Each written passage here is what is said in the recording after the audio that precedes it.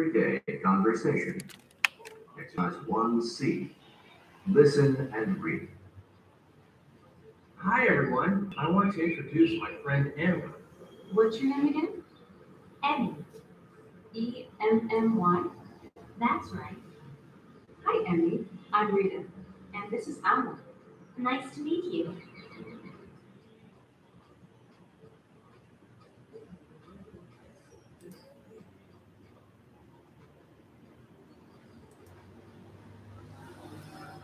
Learning to learn. Page 11. Lesson 4. Everyday conversation. Exercise 2A. Listen to the falling and rising intonation. Then listen again and repeat. What's your name? My name's Emmy. Emmy. What's your name again? Emmy? Emmy. What's your name? My name's Emmy. Emmy. What's your name again? Emmy? Emmy.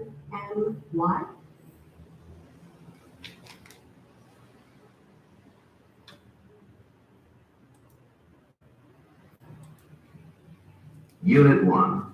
Learning to learn. Page 11. Unit 1. Learning to learn. Page 4. Lesson 1. Vocabulary. Exercise 1C. Good, good. That's general English.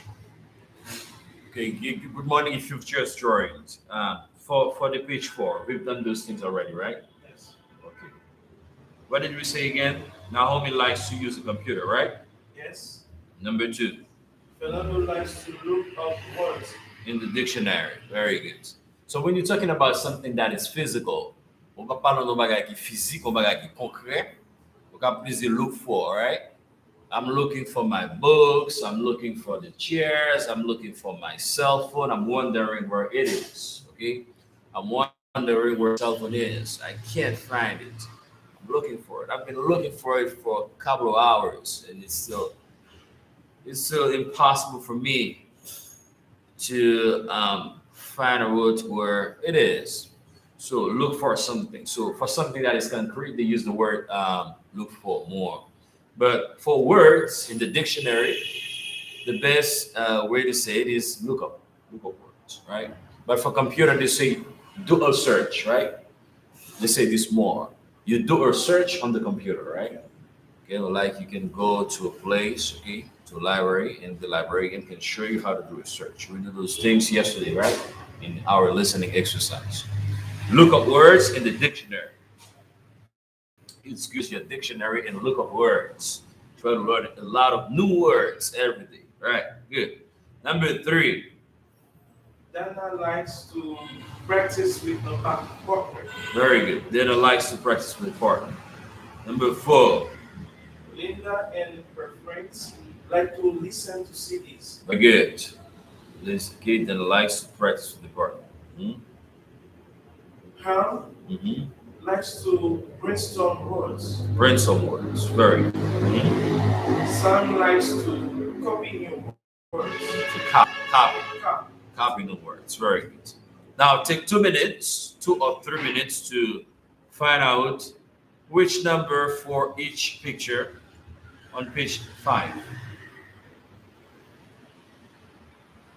Okay, which number is CD player? Which number is chart?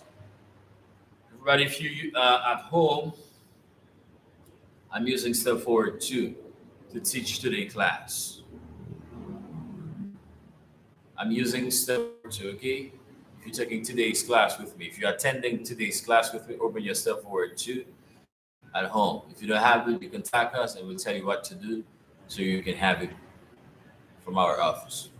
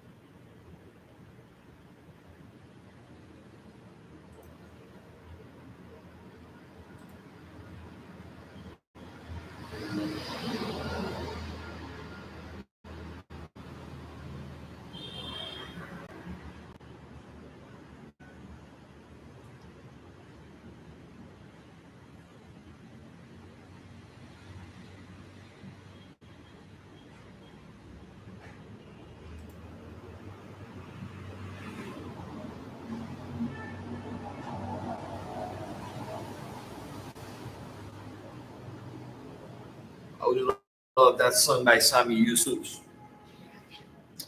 Make me strong. Oh God, show me right from wrong. I know the road is wrong.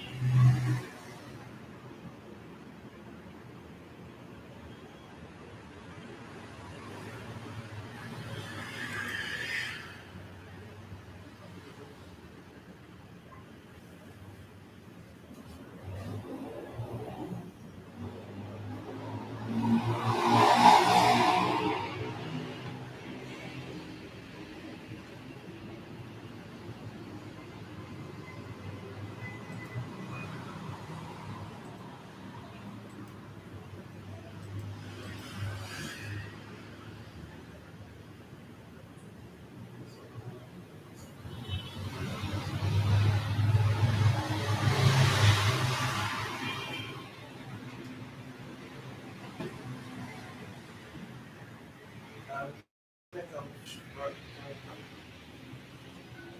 think I didn't see very well.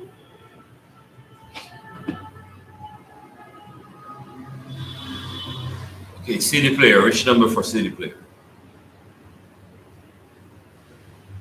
See here, I think it's 8. Very good. You get it right. Chart. Is it 7? Yeah, you good. You good. That person is making a list. Is making a chart. Dictionary. Don't forget to say the right pronunciation for this word is dictionary. Dictionary. Dictionary. Dictionary. I think it's the number 6. Yeah, we got it right. I completely agree. Flashcards. That's just an example. Number one. Number one. Yeah. Group. Number three. Group is number three. Very good. The internet. The internet. The internet. Is the number nine. Good. Good. Notebook. Oh, Yes. Agree. Very good. Pair. the number two. Pair is number two. Good. When you see three people or more, it's a group. Okay. But two people is what? It's a pair. It's a pair. All right. Picture, the last one. The number five. Good. So you've seen everything. Everything was clear to you, right? Oh, I think I'll have a chance. Mhm. You took a chance and you got it right. Yes. This is great.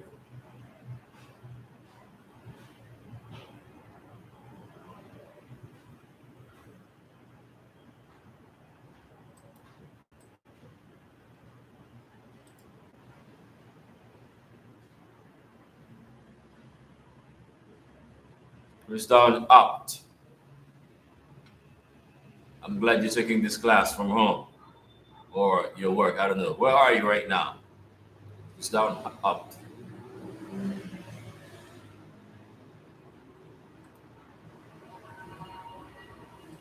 Listen and repeat the words. 1. Copy new word. Unit 1. Learning to learn. Page 6. Lesson 2. Life stories. Unit 1. Learning to learn. Page 4. Lesson 1. Vocabulary. I do not have the track 8. I'm gonna try to look for it. No.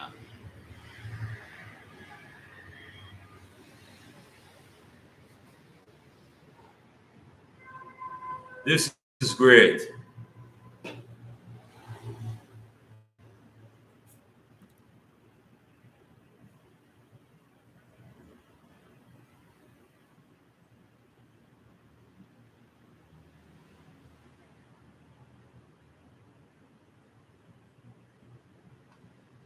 Okay, now I'm going to be saying the numbers, and you tell me you tell me the right vocabulary word for each and every number.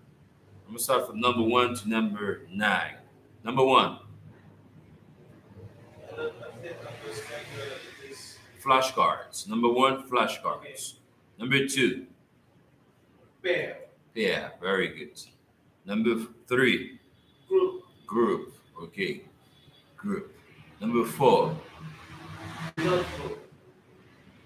number 4 is Notebook. note, Notebook. notebook. Number 4 is notebook.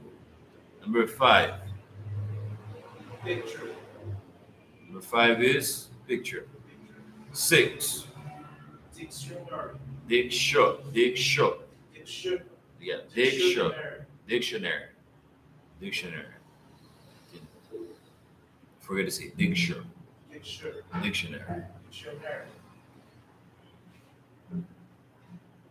Okay, number 6 is dictionary. Number 7, Joy.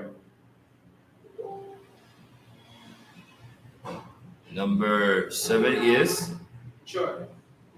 chart. Very good. Number 8, CD player. CD player. Number 9, The internet. the internet. Very good. You say the internet, it's correct, but if you say the internet too, it's correct. Okay? Internet. Yeah, 2 ways to pronounce this word. This is great.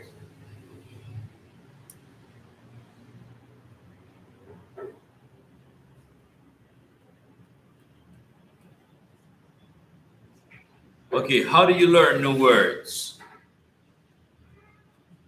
How do you learn new words? Learning the word when I listen. Now, let's read the example first. The example goes like this. Let's go. How do you learn new words? Can you repeat this? Okay. How do you learn new words? How do you learn new words? Hmm. I use flashcards. Or how about you? How about you? How about you? Don't forget words connection. Okay, words connection is very important. So you connect words when you talk. How about you? How about you? Okay, always try to connect words when you talk. A bunch of good that I'm part of. Okay, I use flashcards. How about you? I listen to CDs. I listen to CDs. Very good. Okay, now let's go for real. How do you learn new words? You personally.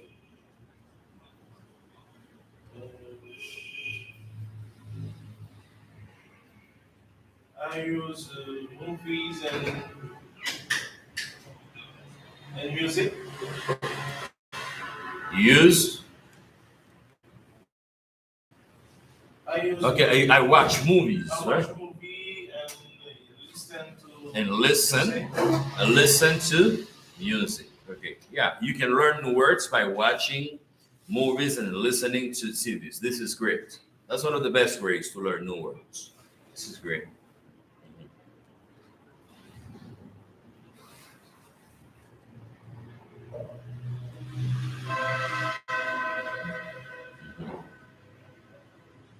You, you could say this, how about you, or ain't you, or how about yourself? Me, I often take quizzes on the internet. By taking quizzes on the internet, I learn new words.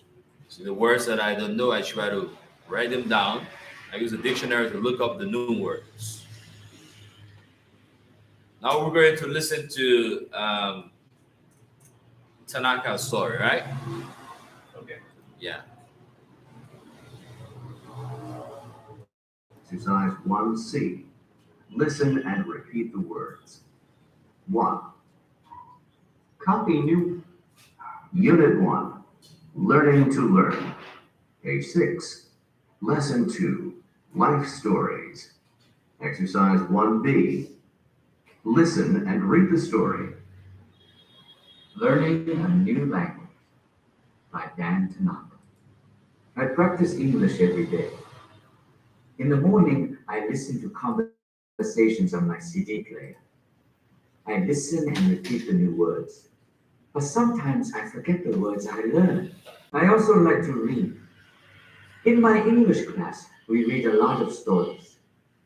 I always underline the new words. Then I copy the new words in my notebook. I'm a good listener, but I don't speak a lot. It is easy to read English, but I want to speak more. I'm going to ask more questions in class. Okay, good. That's a nice story, right? It's not very, it's a short one, but interesting. Yeah, let's go read this one. Learning a New Language by Dan Tanaka. Let's go. Learning a new language by Dan Tanaka. Mhm. Let's go. I practice English every day. Good. In the morning, Mhm. I listen to conversation on my CD player. Let's go. Conversations. Conversations. Mhm. I listen and repeat the new words. But sometimes I forget the words I learned. Good. Mhm. I also like to read. In my English class, we read a lot of stories. Good. I always underline the new words. Uh-huh. Then I copy the new words in my notebook. I'm a good listener, but I don't speak a lot. It's easy to read English. It is. It is easy. It is easy to read English, Mhm. but I want to speak more. I'm going to ask more questions in class. Questions. Questions in class. Very good. Okay. True or false? True or false? Yeah. Okay, use your pencil to answer those questions about the text. Okay.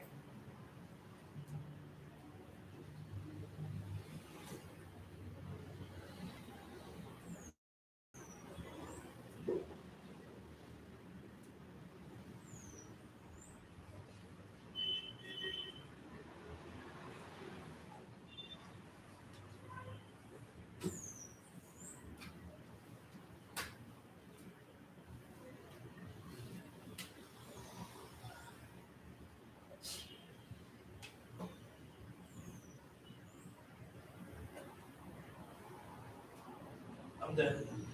Okay, good. Then is learning to speak Japanese. This is False. false. False. False. Number two, you practice English every day. That's true. Sure, very good. Number three, He never forgets the words. That's false. false, very good. Mhm. He likes to read. That's true. Mhm, good. He isn't a good listener. That's false. False is a good listener. He speaks a lot. That's false too. He speaks a lot. No, he doesn't speak a lot. He doesn't speak much. Okay, don't forget to write your story about you learning English. That. This is what the next exercise, right? Asked about. This is what it asks to do. Okay, it asks you to write a story about you learning English. A story like the one Tanaka wrote about himself. Okay.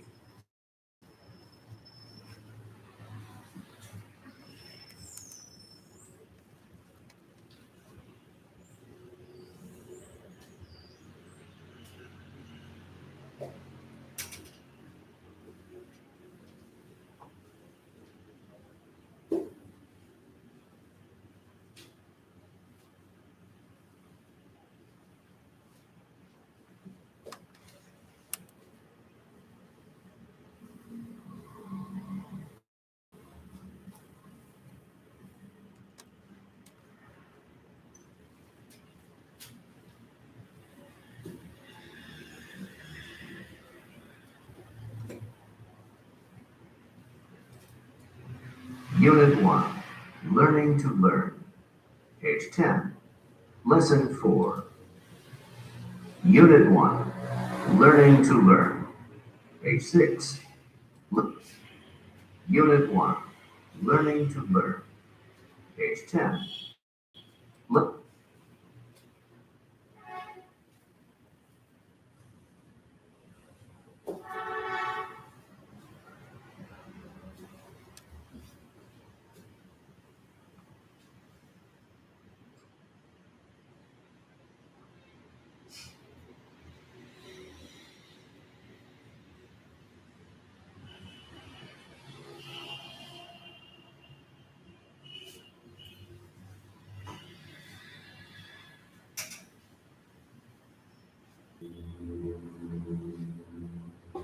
Okay, let's do the exercise 3B together. How do you like to learn English? You check the things that you do. The first one is I go on the internet. Number two, I watch movies. Number three, I read stories. Number four, I talk with classmates. Number five, I make charts. Number six, I listen to CDs. Choose the one that you do.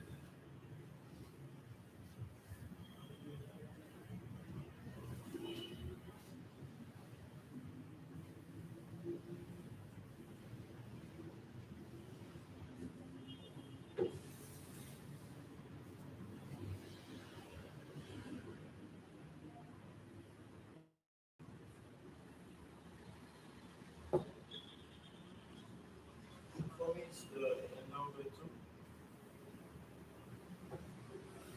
Yeah, I can check all the things that you do, not just one. It could be one, two, three, four, five. Depends.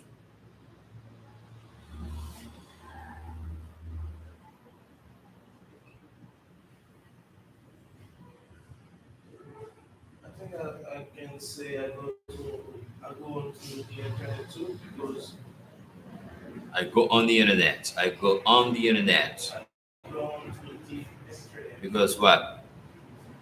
because it's there I can watch movies and listen to my music too. Hello? Hmm? You what? Yes, in the internet I can watch my movies and listen to Yeah, my music too. very good. You can watch movies and you can watch movies on your TV or on your. For this moment, I watch movies on the internet with Netflix or some website, some other website. Yes, I completely agree. Can you say this? I completely. I completely, No, no, no. You don't use the verb to be with agree. No. I I, completely I completely agree. agree. Yeah, I completely agree. I completely agree. Yeah, I completely agree.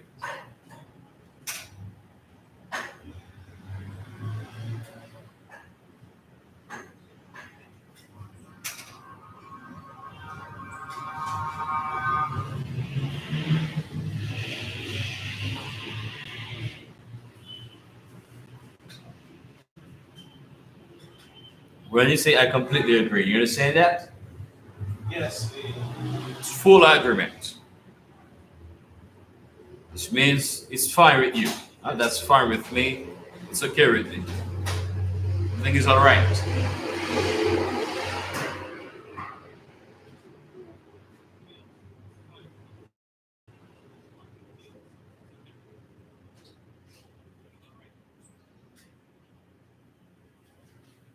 I completely agree. This means everything is all right. Everything is okay. That's fine with me. That's totally fine with me. I completely agree. That's globally fine with me.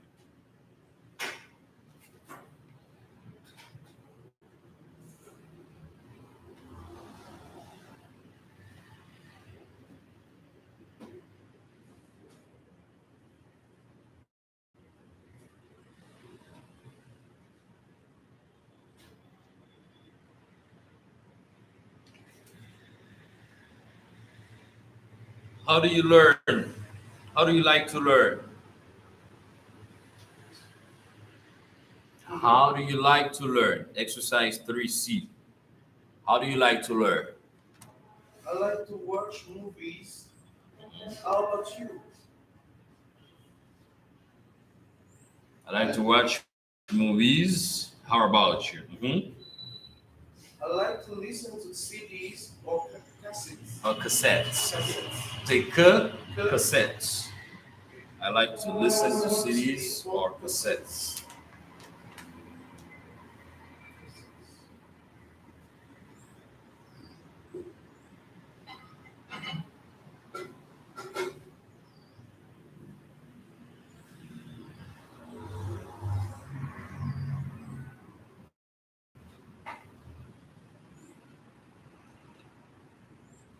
why the cassettes have spelling like the French words.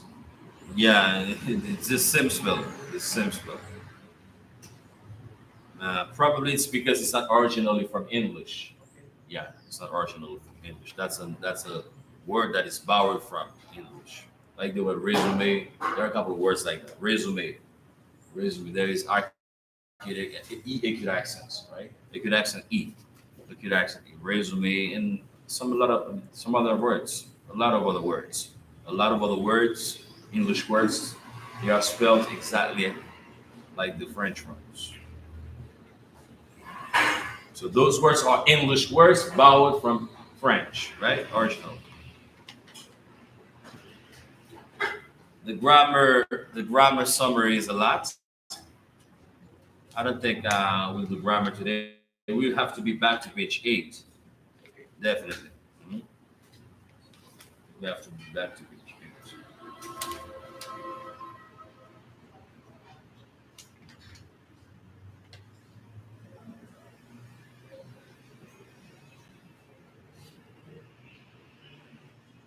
Page 11. Let's try this one out.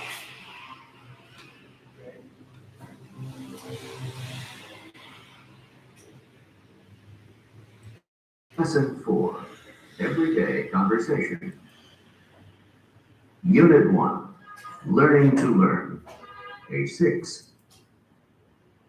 Unit 1. Learning to learn. Page 10. Lesson 4. Everyday conversation. Okay, let's try page 10 first. Exercise 1C. Listen and read. 1C. Hi everyone. I want to introduce my friend Emmy. Emmy. What's your name again? Emmy. E-M-M-Y. That's right. Hi, Emmy. I'm Rita. And this is Alma. Nice to meet you. Okay. You understand this one? Yes. What's your name? What's your name? Generally, when they say what's your name, to answer this question, you just give your first name. What's your name? David. David. That's your first name? David. So, okay. How do you spell David? How do you spell your first name? D-A-V-I-D. Very good. Okay. You can say first name or what? Do you know some synonyms for first name? Because sometimes your American friend will not say, what's your first name? Because there are a lot of synonyms, it's their language. They say what comes to their mind when they talk to you. Whatever comes to their mind, they say it to you. So that's why you got to know the synonyms. What's your first name or what's your forename? Yeah, you can say first name or forename.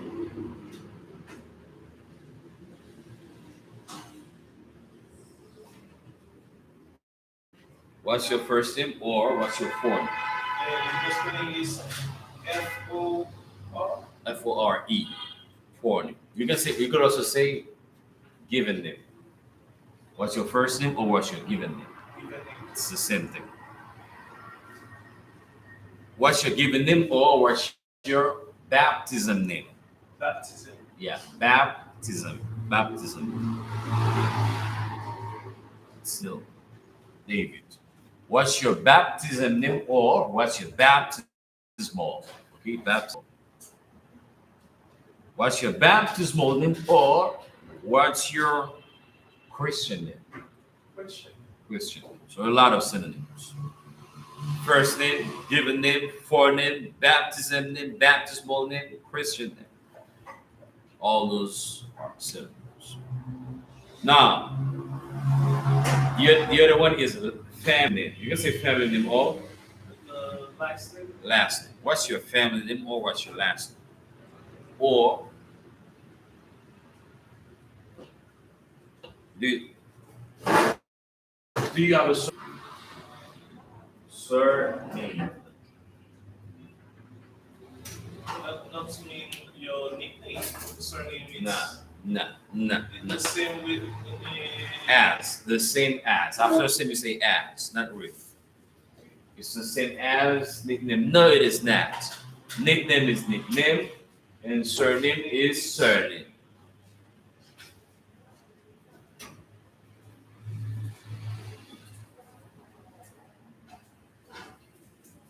So what is the surname?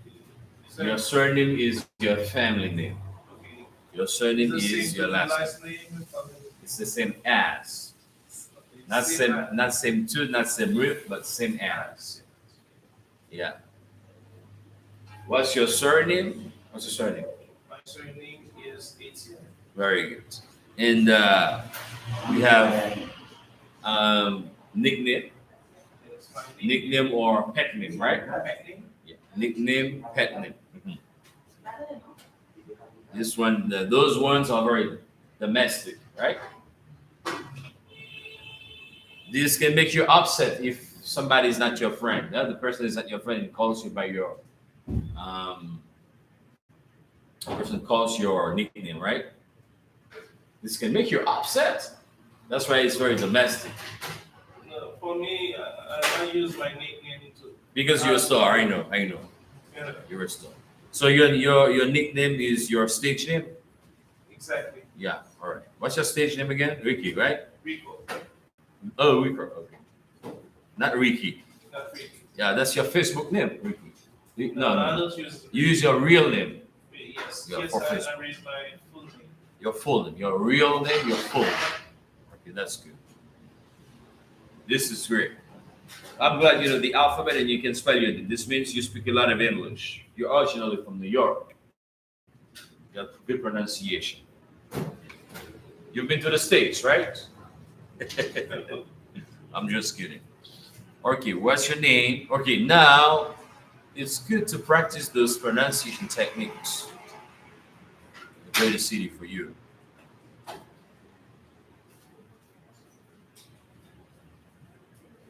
Pronunciation techniques on the next Unit page. 1. Next page. Learning to learn. Page 11. Mhm. Lesson 4. Everyday conversation. Exercise 2A. 2A. Listen to the falling and rising intonation. Falling and rising Then listen intonation. again and repeat. Okay? Falling and rising intonation. You understand that? Yes. Falling. When the intonation goes down. Yeah, when it goes down. Very good. When it goes down, it's falling. When it goes Up is up, rising. it's rising intonation. Very good.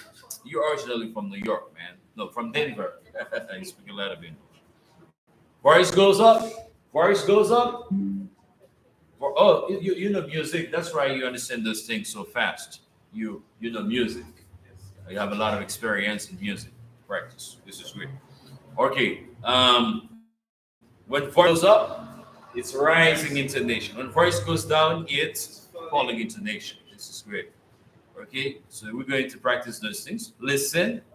Okay, listen and listen again, and then you repeat.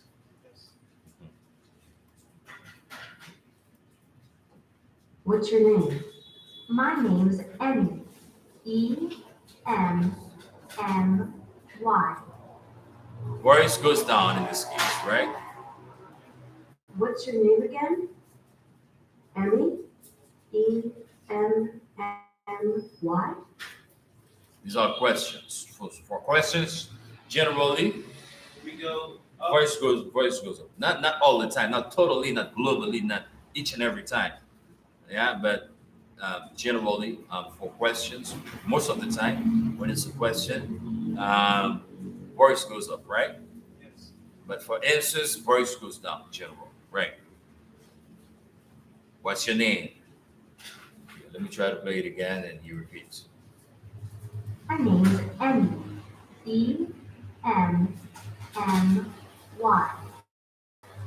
Then listen again and repeat. What's your name? That's good. What's your name? What's your name? Hmm? What's your name? My name's Emmy. My name's Emmy. E-M-M-Y. E-M-M-Y. What's your name again? What's your name again? Hmm? Emmy? Emmy. E-M-M-Y? E-M-M-Y. This is great. All right. It's good to know the intonation.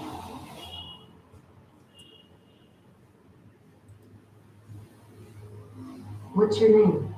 My name's Emmy. E-M-M-Y. What's your name again? Emmy? E-M-M-Y? Very good.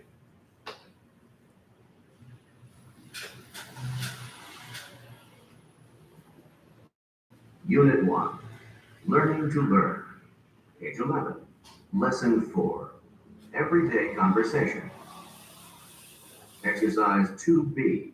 To be. Read the conversation. Check falling or rising. Then listen and check your answers. Hi, I'm Okay. You try to check. That's right. I'm glad you have a pencil this morning. Okay. If you make mistake, yeah, do it. You read the conversation, you check. Either it's falling or rising. And then when you're finished, We're going to listen to the audio to in order to bring correction to yourself. Yeah.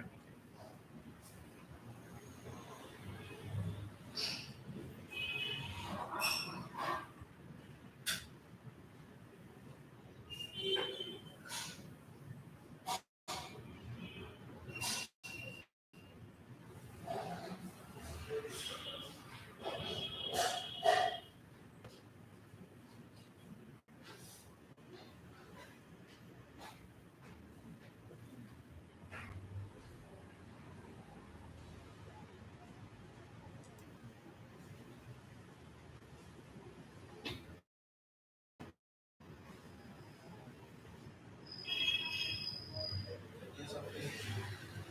Okay. Now listen. Kenji. What's your name again? Kenji. K. Hi, I'm Kenji. What's your name again? Kenji. Kenji. Yes. What's your name? Anga. Excuse me? Anga. Anga. Oh, nice to meet you, Anya. Check fallen. Read the conversation. Check fallen or rising. Then listen and check your answers. Hi, I'm Kenji. This one is falling. Falling. What's your name again? This one is Rising. rising intonation. Kenji. This one is Falling. falling. Kenji. Rising. Good. Yes. What's your name? Hmm? Yes. What's your name? That's falling. Falling. Yeah. Anga. Hmm? Falling. Falling. Excuse me? Anga. Hmm? Rising. Excuse me? Rising. Right. Anga. Very good. Okay. That's falling. Falling. Oh, nice to meet you, Anya. Falling. This one is falling.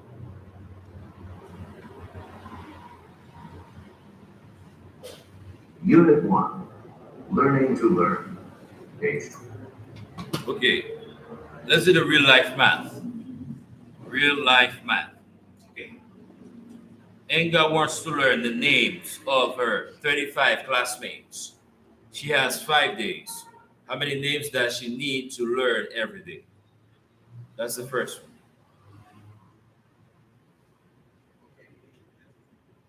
Take the time to think about it and then you figure out which solution.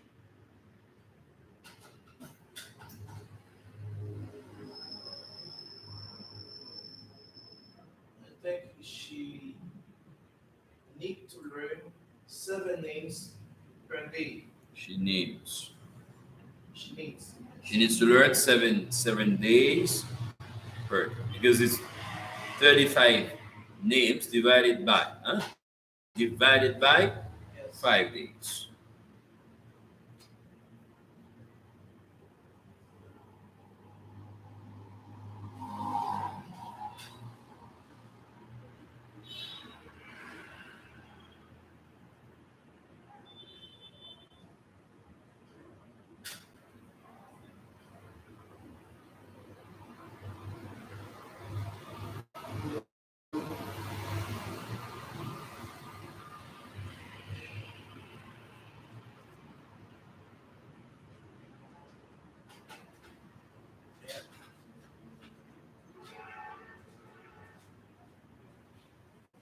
I answer the question two.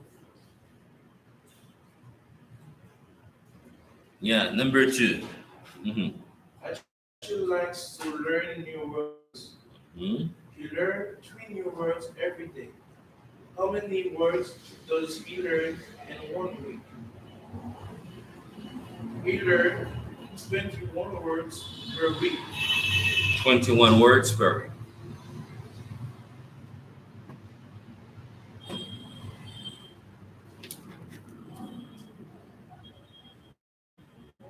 Page 12.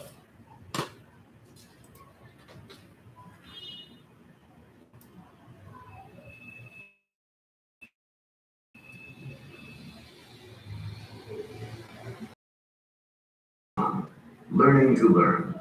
Page 12. Lesson 5. Real life reading. Exercise 2B. Listen and read the article again. Setting goals. Goals help us do the things we want to do. Long-term goals are the big goals, a new job or a house. Short-term goals are the small goals. Learn 10 new words or save $10 every week. Steve wants to be a chef. That is his long-term goal. For this goal, he needs to read cookbooks in English. Steve's first short-term goal is read a recipe and prepare the food. Steve's plan for his short-term goal has 3 steps. Short-term goal. Read a recipe and prepare the food. Steps. 1. Read a recipe and look up new words in the dictionary. Complete by March 13th. 2. Ask my teacher for help with new words. Complete by March 15th. 3. Use the recipe to cook the food for my family. Complete by March 17th. Steve plans to try more recipes and take cooking classes. Then he can get a job as a chef. Steve sets short-term goals. They are the steps to his long-term goal. Okay, good. A goal. What is a goal? A goal is You have the definition on the top, at the top of this page. something you want to do, be, or learn. Okay, if you want to be something, that's a goal. If you want to do something, that's a goal. If you want to learn something, that's a goal. And what is a plan? A plan is an idea of Idea. The stress on D. Very good. idea Or a list. or list Mhm. of how to do something. Very good. Okay. If you have a goal, you're supposed to have a plan. You're supposed to have a plan. Recipe. Recipe is a Recipe. Yeah. instructions for cooking something. Okay, recipe is instructions for cooking something. Set a goal. Make a goal. Decide on a goal.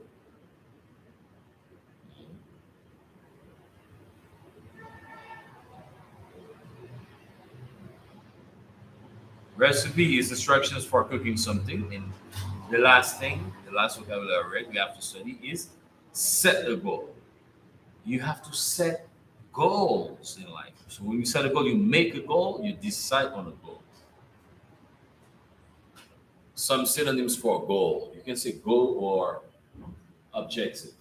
Objective. That's English. Objective. Object. Yeah, the objective is clear. Obama liked to say that. So set a goal is to Obama likes to say this sentence. The objective is clear. Yeah, when you set a goal, you're going to ask a question. Yes. That means we are. That means. That means we are done with the objective. No.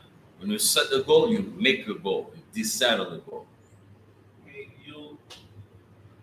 Yeah, you write this down here on the wall of your bedroom or the copybook. Say, I have to be this next year. I have to do that this year. I have to learn this in 3 months. In this case, you set the goal. You say, that's my objective. You say, this is my objective, you set a goal. You make a goal. You decide. Okay. When you write it down. You write it down and you start working on it, you set a goal. Yeah. You can say goal or objective. Another synonym for goal.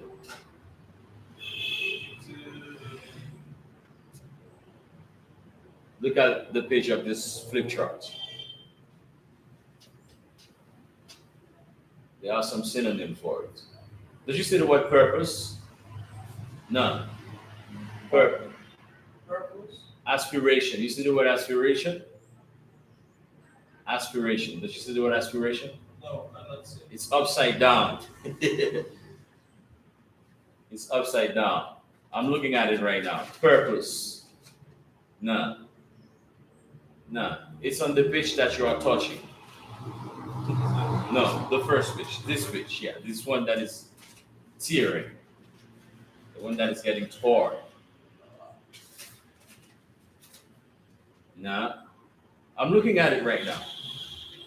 I'm looking at it. Aspiration. I'm looking at the word aspiration. That's it. Another an expression that you can use, I like to use when I'm on the air a lot. You definitely have to get this goal off the ground. You see the word aspiration? Aspiration. Aspiration. Yeah. I know this word. It's across from your eyes right now. And you could also say achieve a goal, materialize, concretize. Achieve, concretize, materialize. Okay? Materialize. Purpose. You don't see the word purpose? No. Dream. Don't you see the word dream? Vision. I'm looking at all those words. They are upside down. They are all upside down. Read it. That. No? No, upper. Upper. Mhm. If you want, you can tear it. Come with this page. Yeah, tear it. You can tear it. No problem.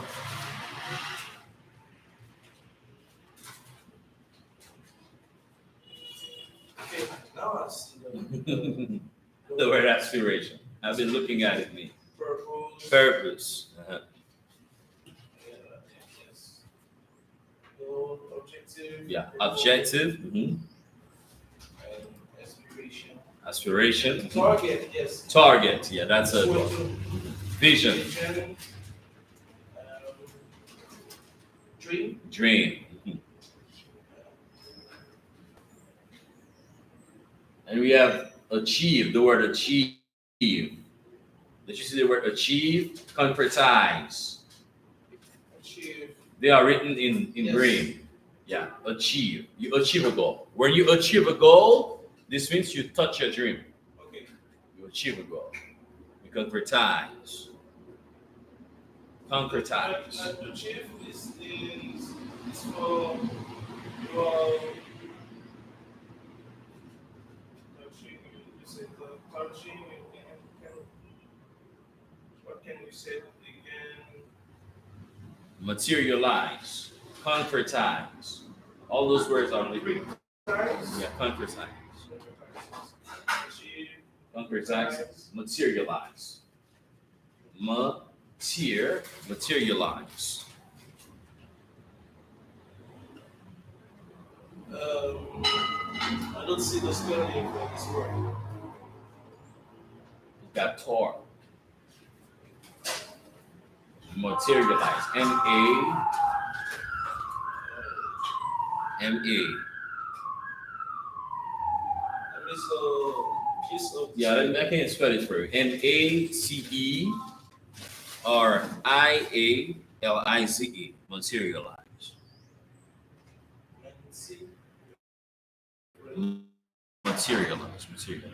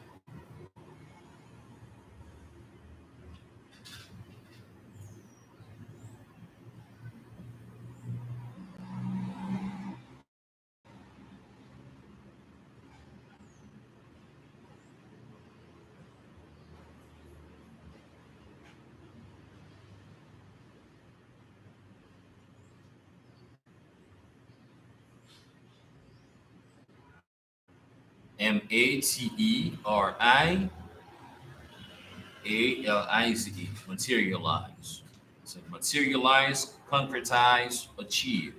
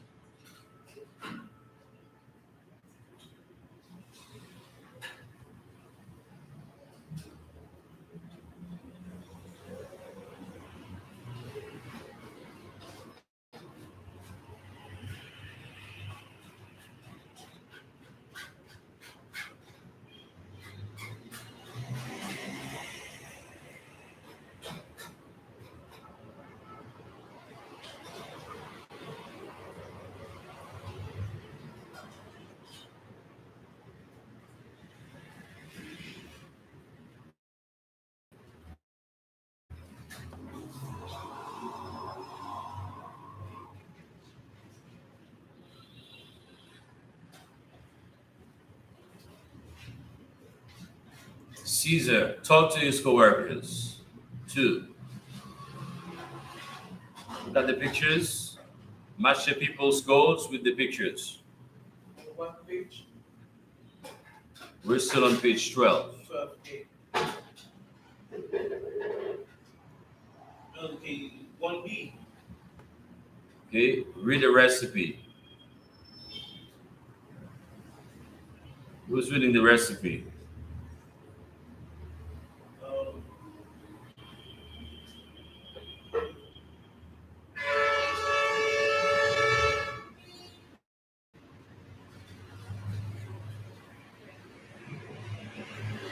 J with the recipe. Yeah.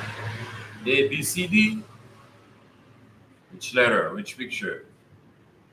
I think is the B. No. I know. Okay. It's not very clear. But do your best. Try your hardest.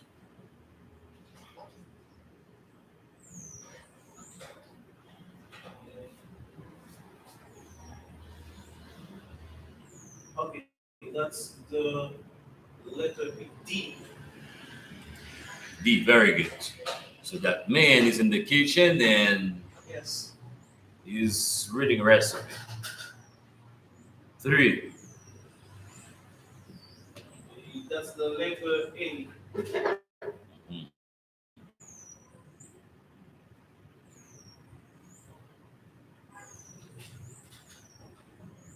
Okay. Do not Letter A. Yeah. Fatima is reading to her children. 4. It's the letter B. Number 4 is Is the letter B. very good.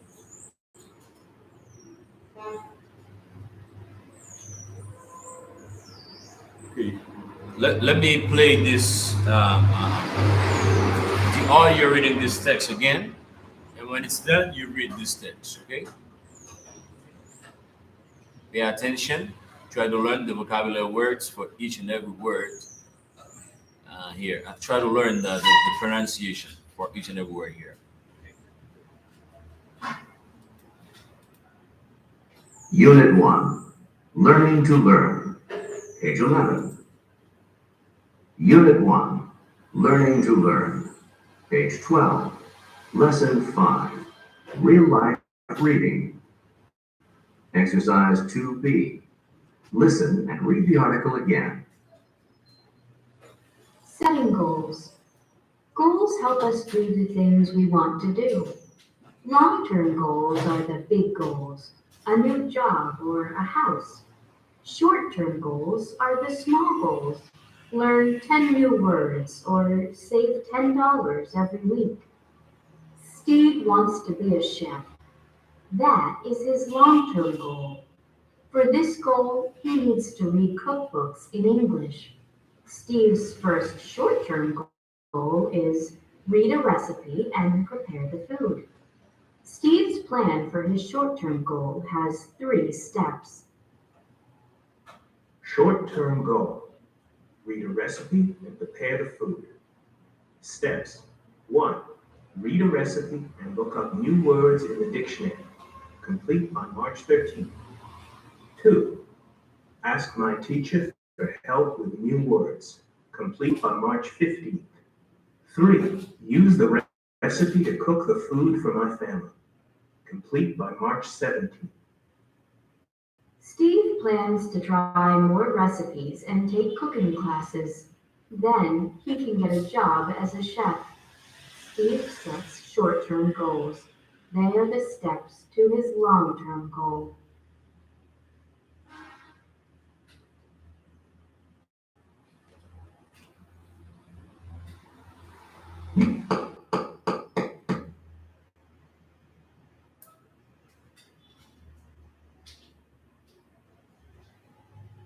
Okay, let's go. Setting goals. Setting goals. Mhm. Goals help us to do the things. Goals help us do the things we want to do. That's good. Goals help us to do things we want to do. No, goals help us do. There's no two. Goals help us do the things we want to do. Goals help us do the things we want to do. Very good. Long-term goals are the big goals. Mhm. A new job or a house. A new job. Mhm. A new job or a house. Very good. Short-term goals are the small goals. Learn 10 new words or save $10 every week. Mhm. Steve wants to be a chef.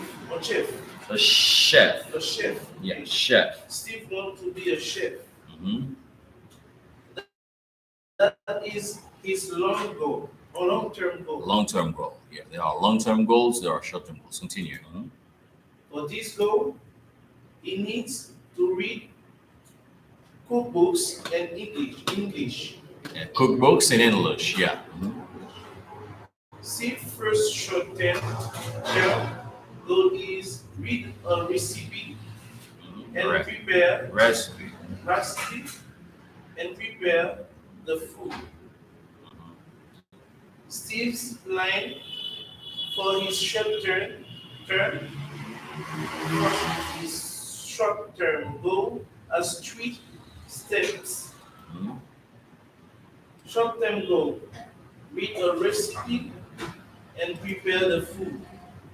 Steps 1: read a recipe and look up new words in the dictionary. Mhm. Very good. Complete by March 30th. Very good. Mhm. Steps 2: ask my teacher for help with numbers. Complete by March 15th. 15. 15th. Yeah. Steps 3: Mhm. use the recipe to cook the food for my family. Mhm. Complete by March 17th. Good. Steve plans to try more recipes Mhm. and take cooking classes. Mhm. Then he can get a job as a chef. And get a job You can get a job as a chef. Get a job as a chef. As a chef. Steve sets short-term goals. Mhm. They are the steps to his long-term goal. The are the steps or his long-term goal. Mhm. Very good. Now, do you understand everything? Yes. All right. Now, you two, you need to set goals. Okay, you try to write your everything in English. Okay, you try to write your everything in English.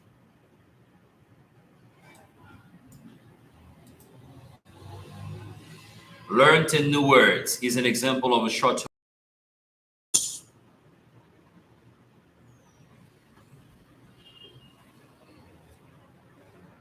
Learn 10 new words. Yes, sir. Learn 10 new words is an example of short term goals. Yes.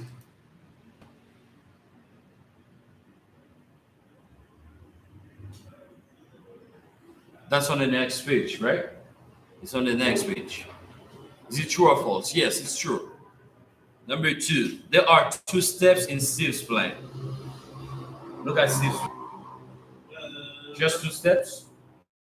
No, just that's false because he have 3 steps. Yeah. There are 3 steps in Steve's plan. Okay? There are Yeah. 3 steps In Steve's plan. So when you have a goal, you're supposed to have a plan. And when you have a plan, you're supposed to have steps. Yeah, steps. So this is how you're going to write you're going to set your goal. You bring me this Monday. Okay? During the weekend you write long-term goals, short-term goals, break the goal into plan, and you break the plan into steps for me, and you bring me this on a blank sheet of paper this Monday coming up. Let me write this.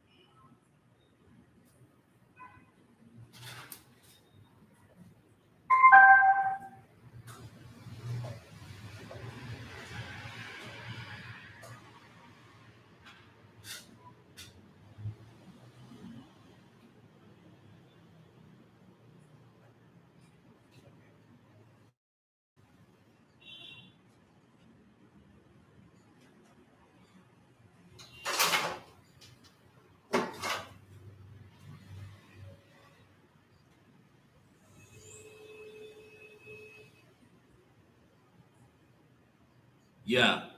Steve's long-term goal is to look up words in the dictionary.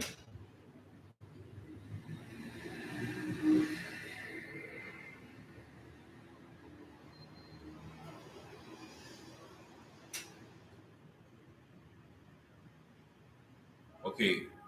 You that's not much. Use your pencil to do the exercise D.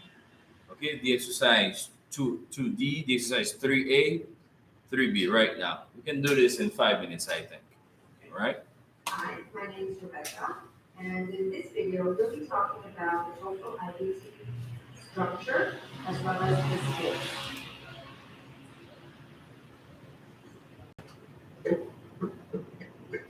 Listen, I'm very excited this morning to be able to visit with you and have privilege to introduce you to a man who was a first-year university and so many individuals.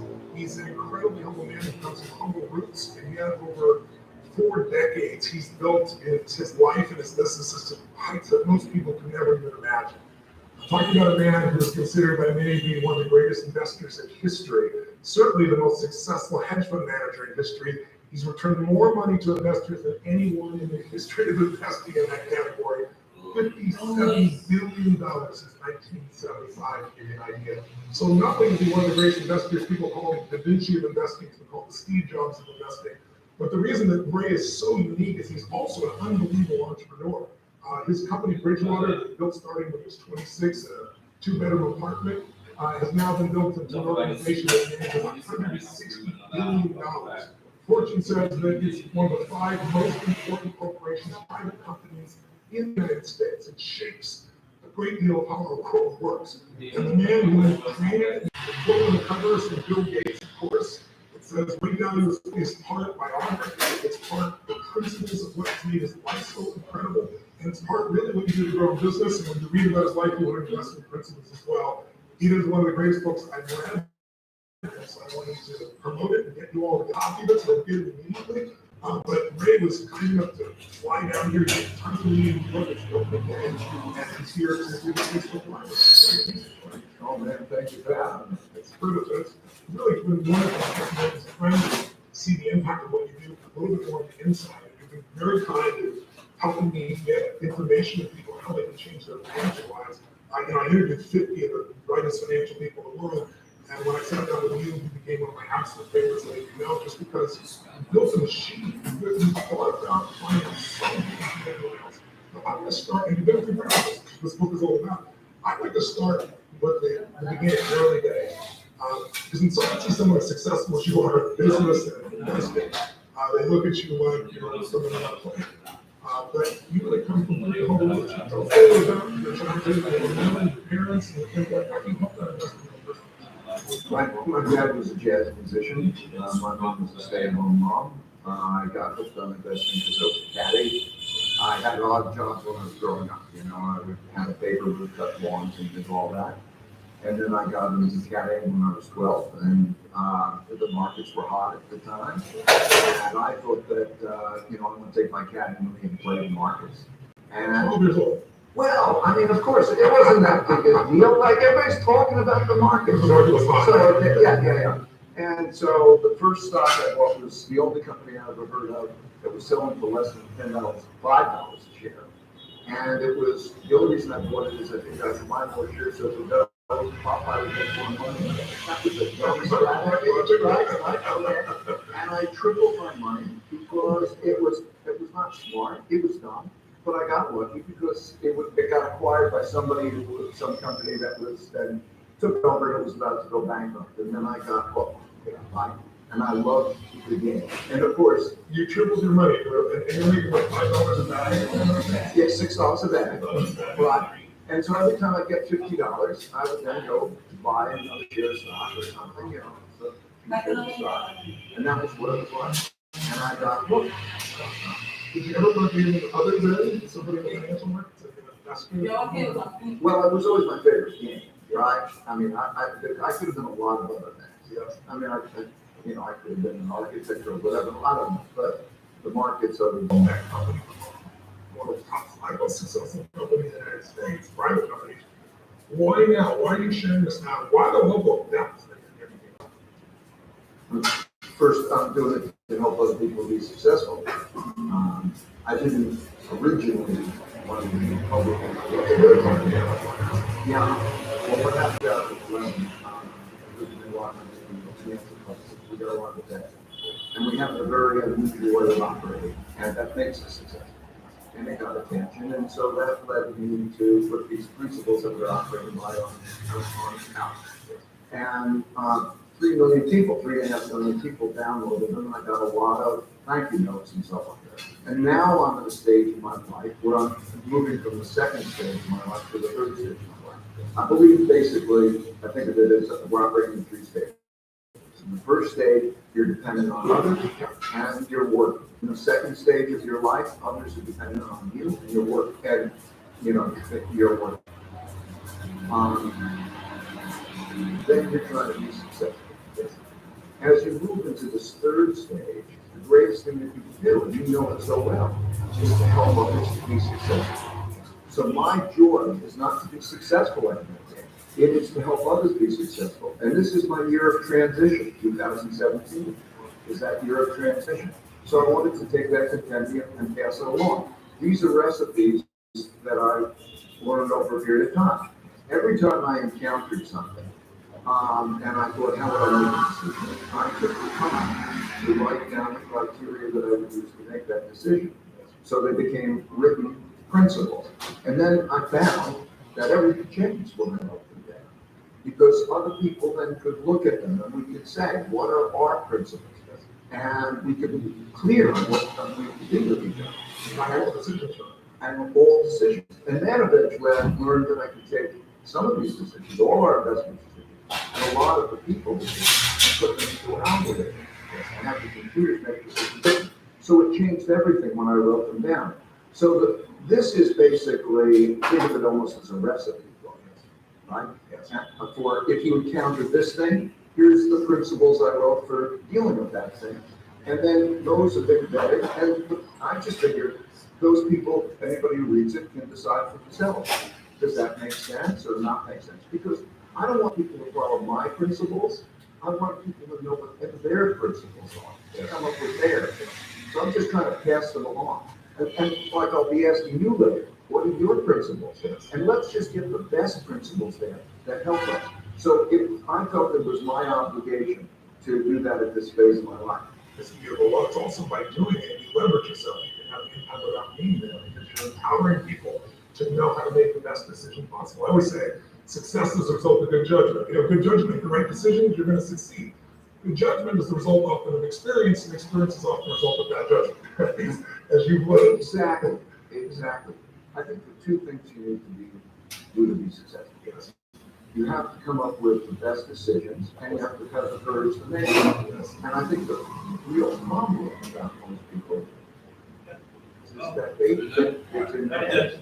And most people, tragically, are attached to the things in their head, and they don't put them in stress test them. So the thing that I learned was really to take those ideas, put them out there in a certain way, and stress test them. Whatever success I've had in life, you have to have more time knowing how to deal with my not knowing than anything I know. And that taught me a lot more. And it taught me how to take in what others have. And that was, a key thing. So this is really about how to do that. Well, let's talk about how to do that. Because I think when I went around here, most of the see everybody else going to go there and talking with absolute certainty. And the way to be the best investors on earth, you're obviously one of the top. There's this not like humility, not like false humility, but I don't know. I have to compare. I have to pass allocation for my long and still do the deal to get the mindset. But tell me, you really came from failure when you looked at this because you were somewhat, proud and maybe your description was arrogant at one point. Let's go back to the early days you've been in the commodities business. And I know we were trading your accounts, so you got some experience in the portfolios that got your attention. And then you told me when we first met about when we went up the gold standard and how wrong you were. About those two situations and how do they inform or change your mindset to say, no matter how certain I am, I'm going to stress this test with people that are smart that have a different point of view than I do. Well, in the markets, in order to beat the market, you have to have an independent point of view, and that's different from the consensus, because the consensus is built into the price, and you've got to be right, and you're going to be wrong there. And therefore, I learned just to say, the power of mistakes, the power of learning mistakes. And so there's the pork belly example, of course, that was one of those that I wanted to go. Gold standard, and I was working on the floor of the New York Stock Exchange. 1971, the U.S., the world doesn't take our money anymore. And President Nixon gets on the television and he says the link to gold is broken. What that meant is that money, as we thought about it, was just like checks in a checkbook. And what mattered was the money that was in the bank, and that was the gold. And all of a sudden that stopped. And I thought that the stock. So basically, the money is attached to nothing. It's what it is today. Everybody's got used to it. Then it's all of a sudden it's worth nothing. I used to turn it in and get gold. Now I turn it in and get zero. Right. And I walked on the floor of the New York Stock Exchange, and I thought the stock market was going to go down, and it went up. Okay, and when I realized that when I looked at my study of history, that although it never happened in my life, it happened before. And so the greatest surprises that I learned about are things that never happened in our life before. And it happened before. Everything has happened before. Everything is repeated. So the one that had the biggest effect on me was 1982. Okay, 1982. Okay, I calculated that American government had left a lot of money to a bunch of countries that would not be able to pay back. Latin American emerging countries that couldn't pay back. And it was a sort of a crazy point of view.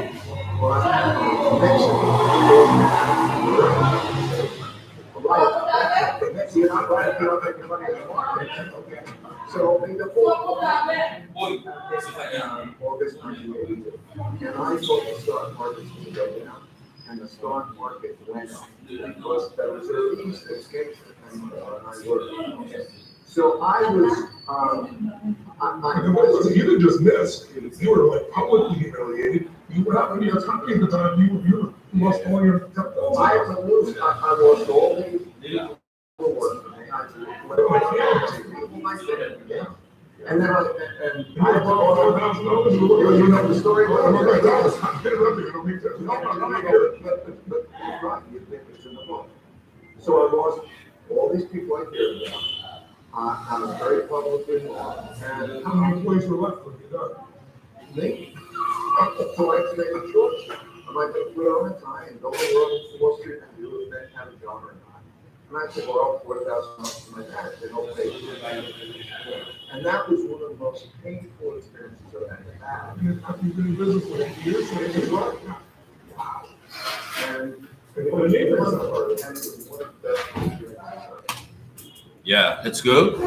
Yes. Number one, goals can help you.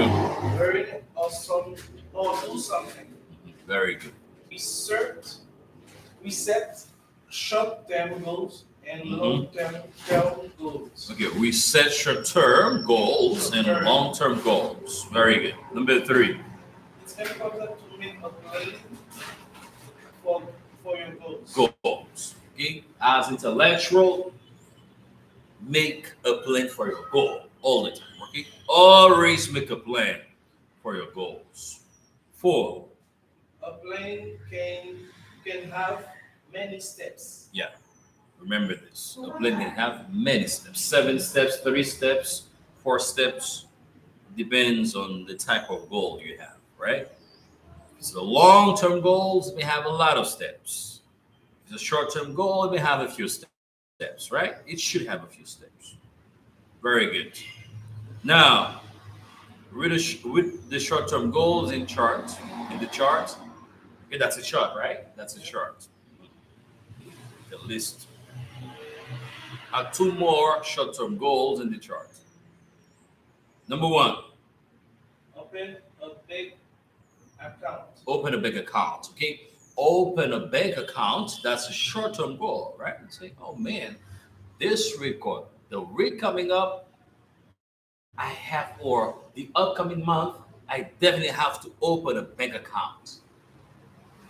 Okay, that's a short-term goal.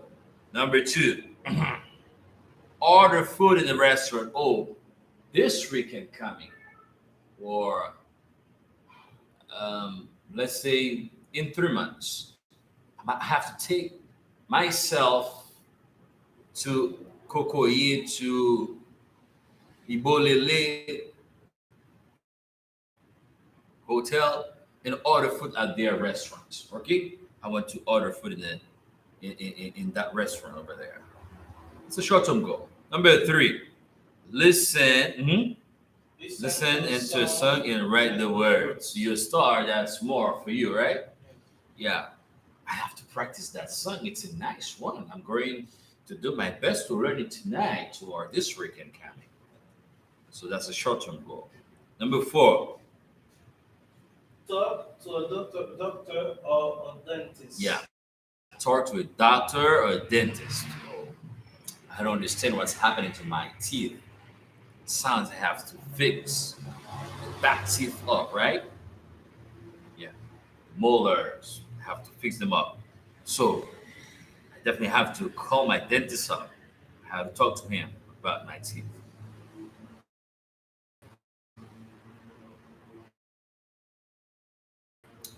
Five, ask for directions on the street. on the street. I don't know which way to take to go to Kano. They've been talking to me about Kano. I have some friends living down there in Kano.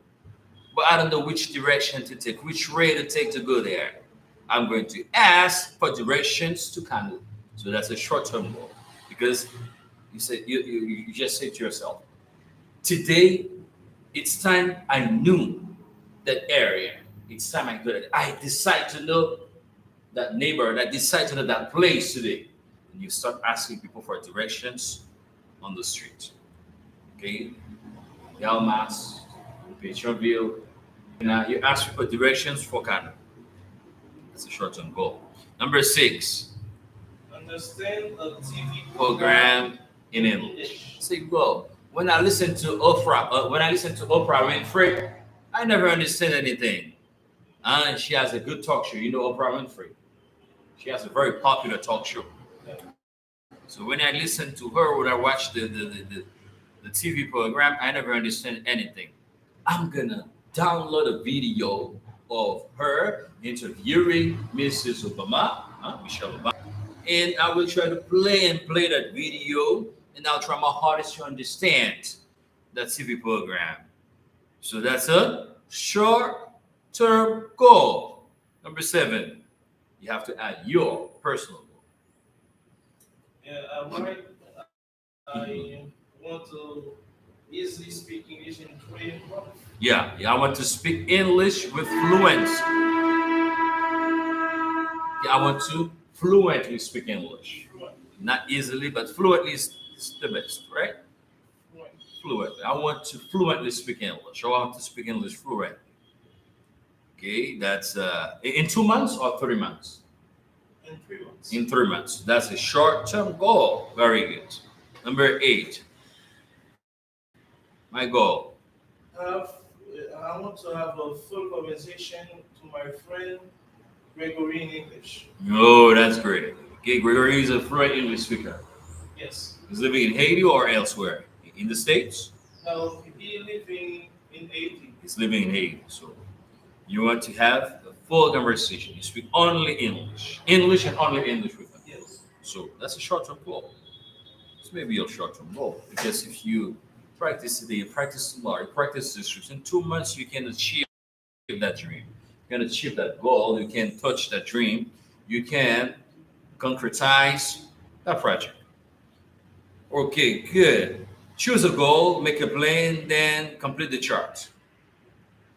Yes, I choose easily fluently speak English in 3 months. Yeah, you can say speak, okay, fluently speak English or speak English fluently or speak English with fluency. There you say with fluency or fluently. Okay, Fluent. with fluency or fluent. That's okay. Speak English with fluency. Very good. That's your goal. Now, what's the first step? The first step is to listen the audio and audio, Listen to audios. audios and music. Music. Don't ever add S to that word. Music. Don't ever add S. You never put it in plural. Okay. Music, furniture, homework, advice. Those words you never add S to them. And I want to complete this. I want to do this Yeah, you want- every day. Yeah, but when do you want to complete it? You want to complete it by October, December? In September, I want to complete it in September. In November. Okay, that's good. Number 3. Number 2, I Number want two. to practice every day too. and complete this before the 3 months. Very good. Sometimes you can have a date, a specific date for each plan to be completed. Number 3. Number 3, Mhm. and I want to never forget my English class too. Okay, all right.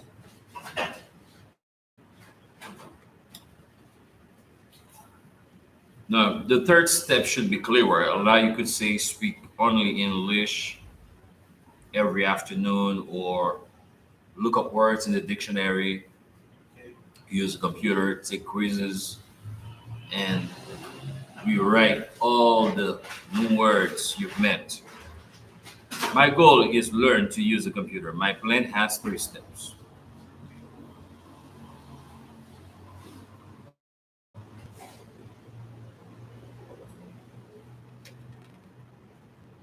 So your goal is speak English with fluency, and your plan has 3 steps. The first step, this. The second step, that. The first step, this.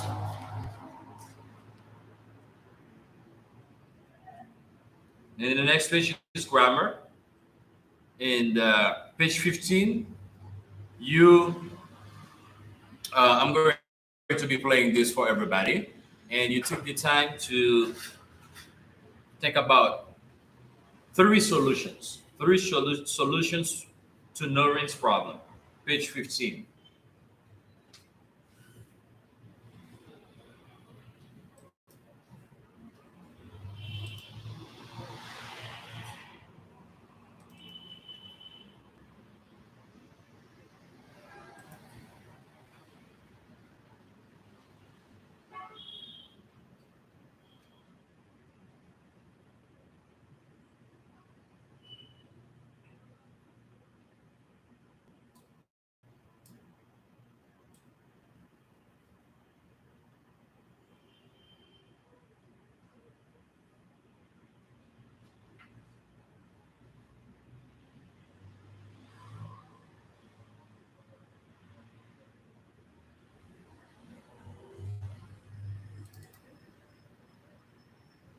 Unit 2. Getting together. Page 16. Lesson 1. Vocabulary. Unit 2. Getting together. Page 16. Lesson 1. Unit 1. Learning to learn. Page 12. Lesson 5. I do not have the track Exercise for 2B. Listen. page 15. Again. Unit 2. Getting together. Page 16. I'm Lesson sorry. 1. Vocabulary. Exercise 1B. Listen.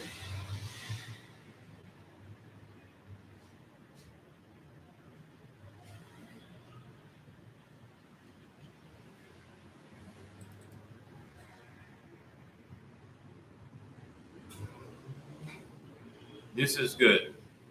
Noreen works full time every day. You understand that? Yes. When you work full time. She also has a part time job on the weekends. Okay? She works full time and she also has a part time job. This means 2 jobs. She goes to school 3 nights a week. You understand that? Yes. 3 nights a week. She likes her class and her teacher. But Noreen is usually very tired after work. She can do her homework and then she can get good grades. What is Noreen's problem? Don't say anything now. Don't say anything now. What can she do? You think of 3 solutions to Noreen's problem. We'll take care of that Monday. Work on it during the weekend, okay? Work on it during the weekend and Monday. You'll give me the 3 solutions. Tell me what the problem is and the 3 solutions. Thank you. Have a good day. May God bless you. God bless all of you. Thank The you. next class is at 10, and the live is still going on and on. If you have time at 10, you can still watch us again.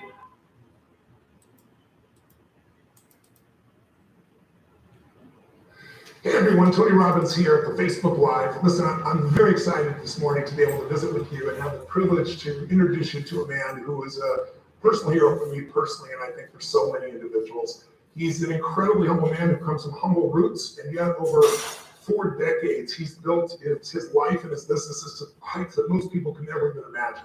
I'm talking about a man who is considered by many to be one of the greatest investors in history, certainly the most successful hedge fund manager in history. He's returned more money to investors than anyone in the history of investing in that category. $57 billion since 1975, to give you an idea. So not only is he one of the greatest investors, people call him the Da Vinci of investing, he's been called the Steve Jobs of investing. But the reason that Ray is so unique is he's also an unbelievable entrepreneur. His company, Bridgewater, that he built starting when he was 26 in a 2-bedroom apartment, has now been built into an organization that manages $160 billion. Fortune says that it's one of the 5 most important corporations, private companies in the United States. It shapes a great deal of how our world works. And the man who created it and built it, both the entrepreneur who built Bridgewater and the man who is one of the greatest investors.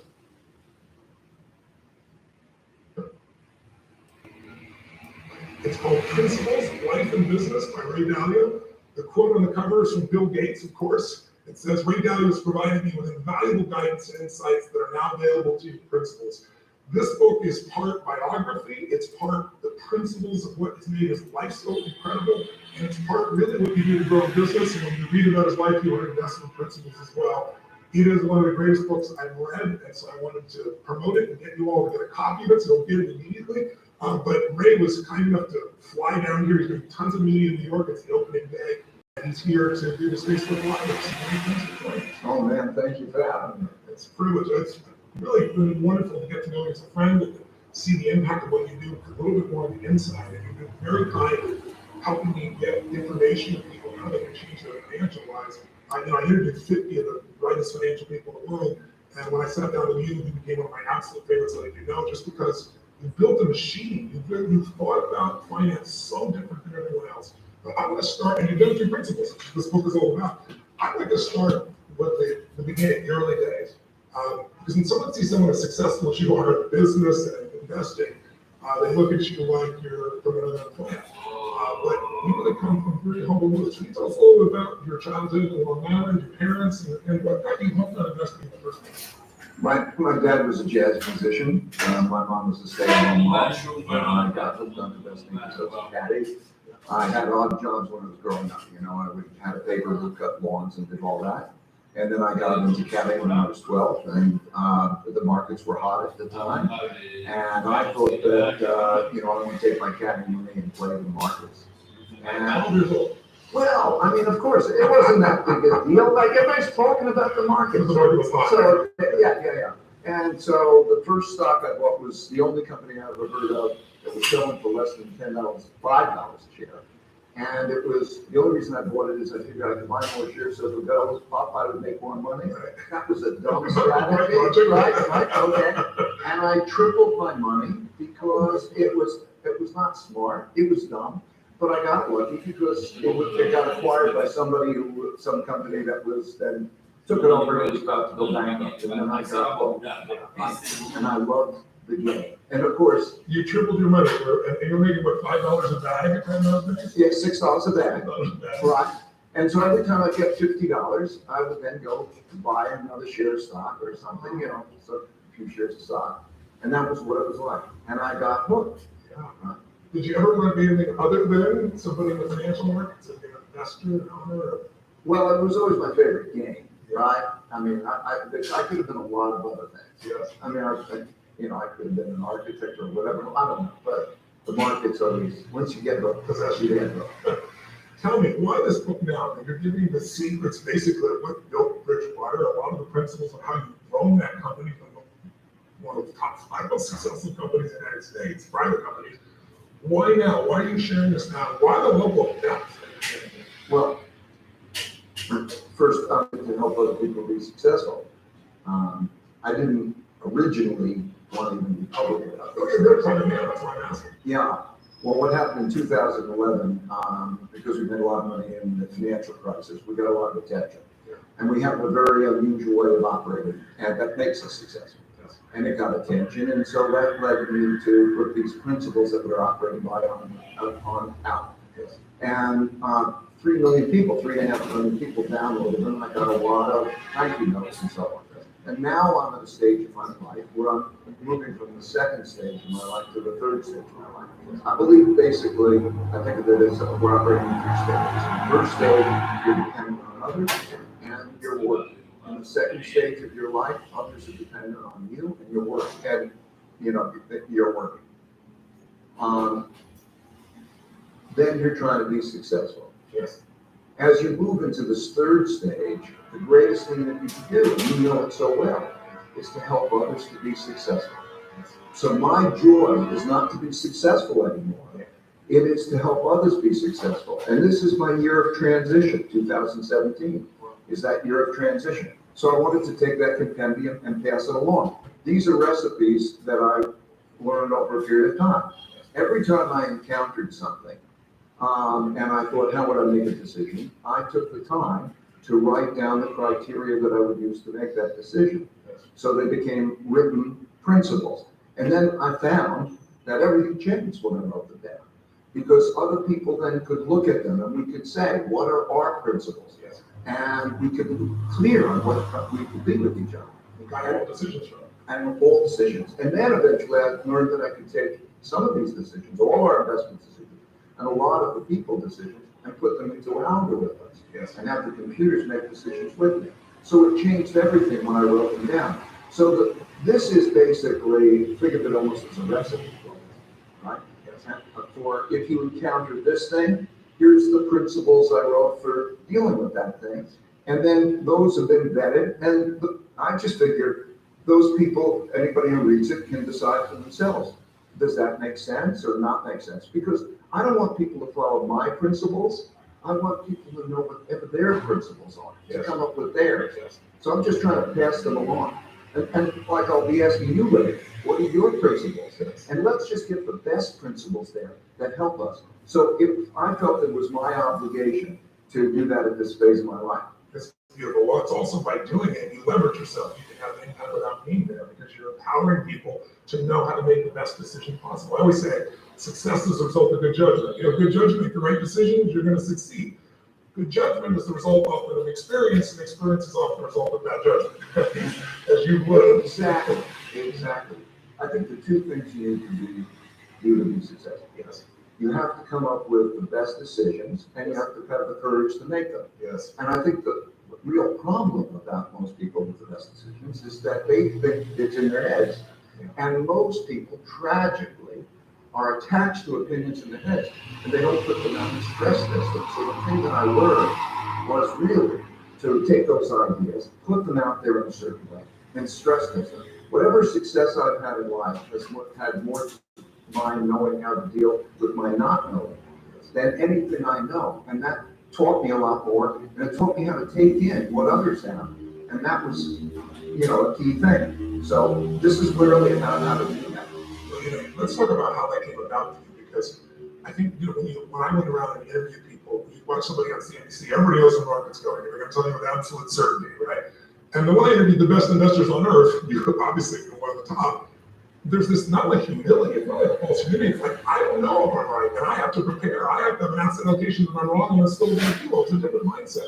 But tell me, it really came from failure that you looked at this, because you were somewhat, proud, and maybe your description was arrogant at one point. Let's go back early on. Early days, you were in the commodities business, and I know you were trading your own accounts, so you had some experience with the pork bellies that got your attention. And then you told me when we first met about when we went off the gold standard and how wrong you were. Tell me about those two situations and how did they inform or change your mindset to say, no matter how certain I am, I'm going to stress this test with people that are smart, that have a different point of view than me.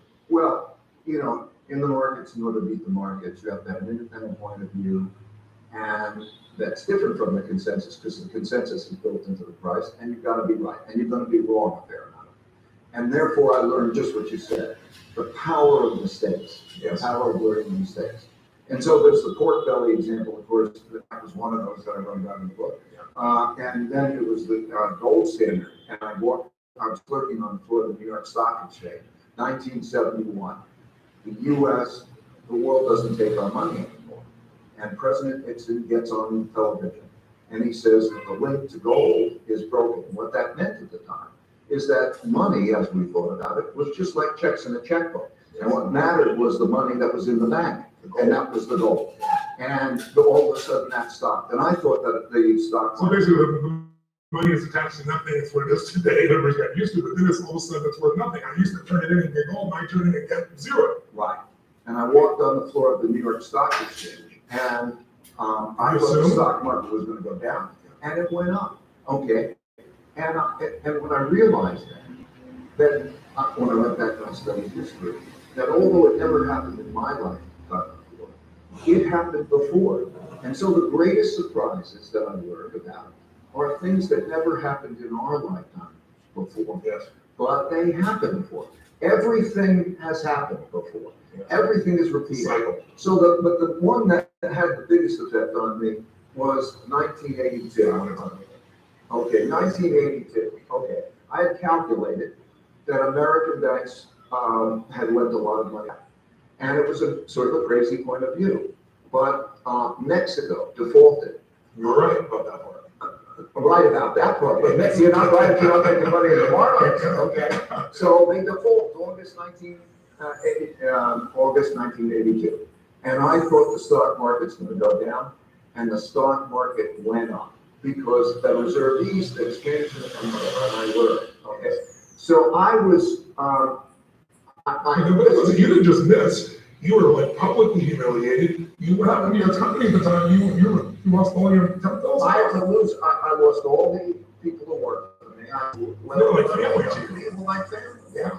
And then I had to $4,000 borrow. You know the story. I'm interrupting. I don't mean to. No. But right, it's in the book.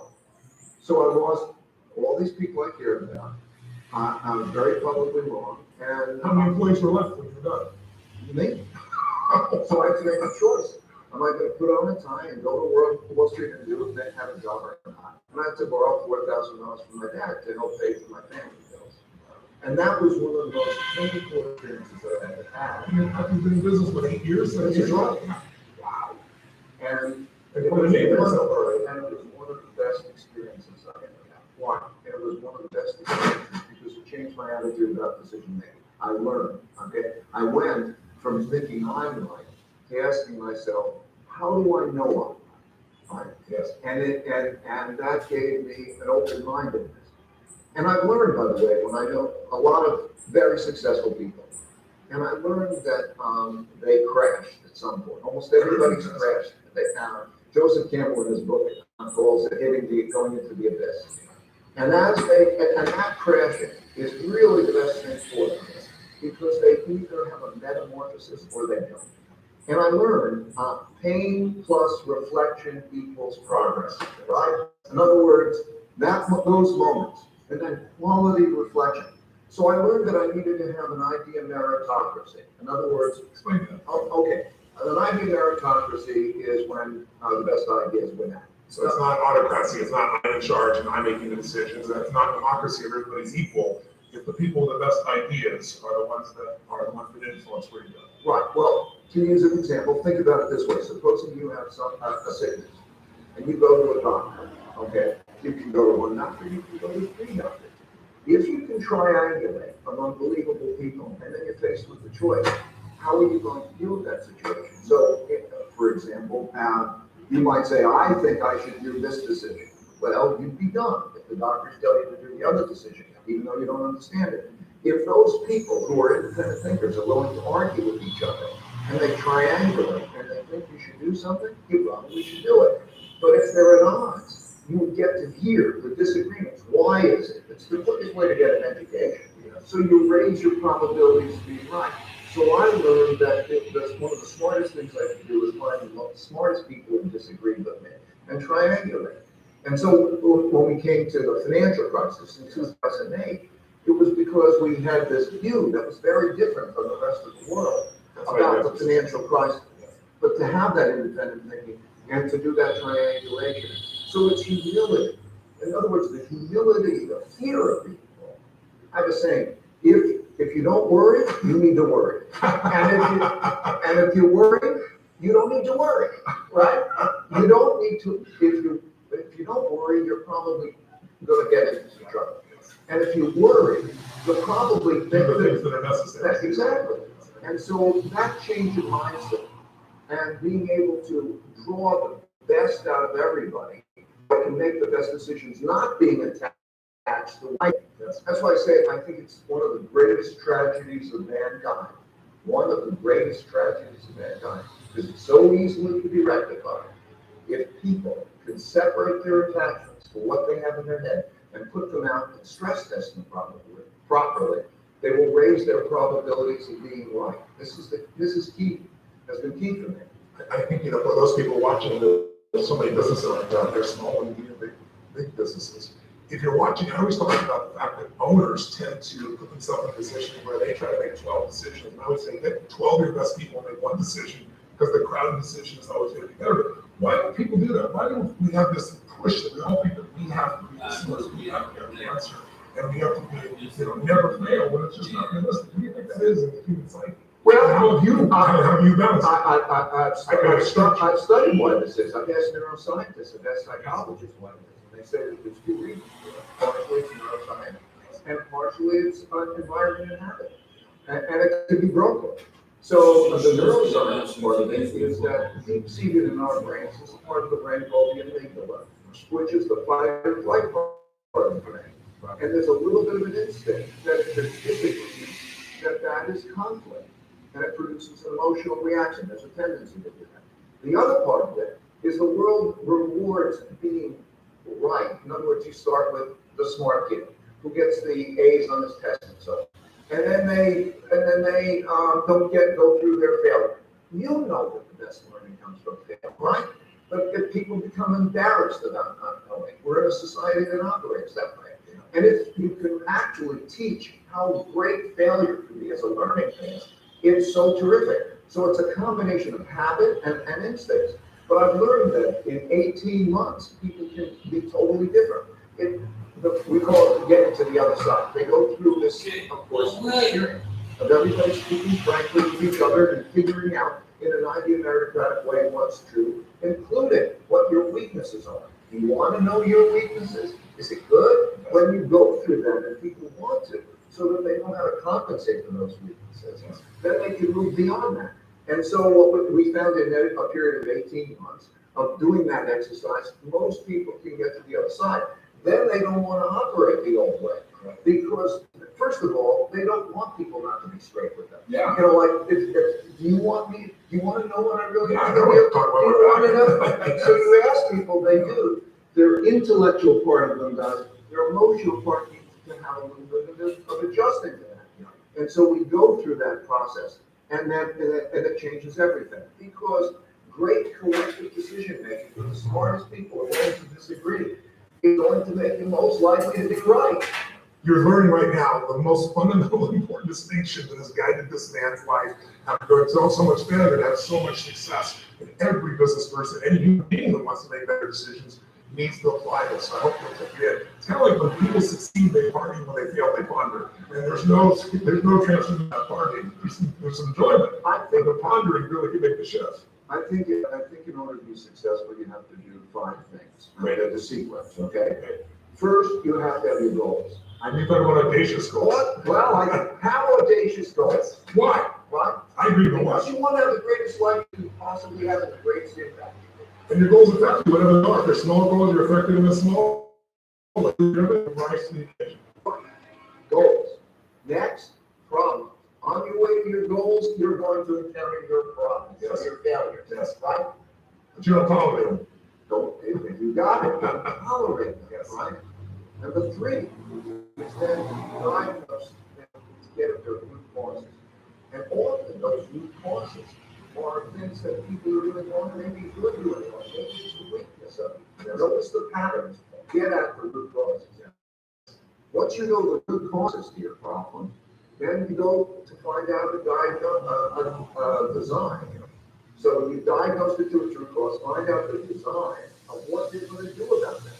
If, let's say, you have a weakness, you might not, maybe it's to develop strength, or maybe it is to work with somebody who's strong where you're weak. So you don't always have to be able to overcome every weakness. Sometimes it's finding the right partner. It's usually the most practical thing. Something one way, you're probably gonna be blind in another way.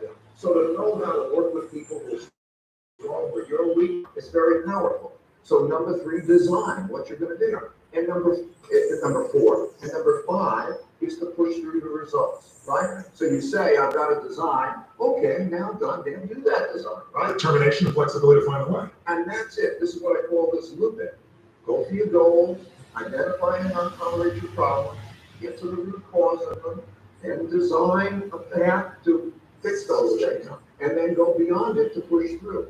And you just keep, life is just basically keep doing that over and over again. And if you do that, you'll make the advances.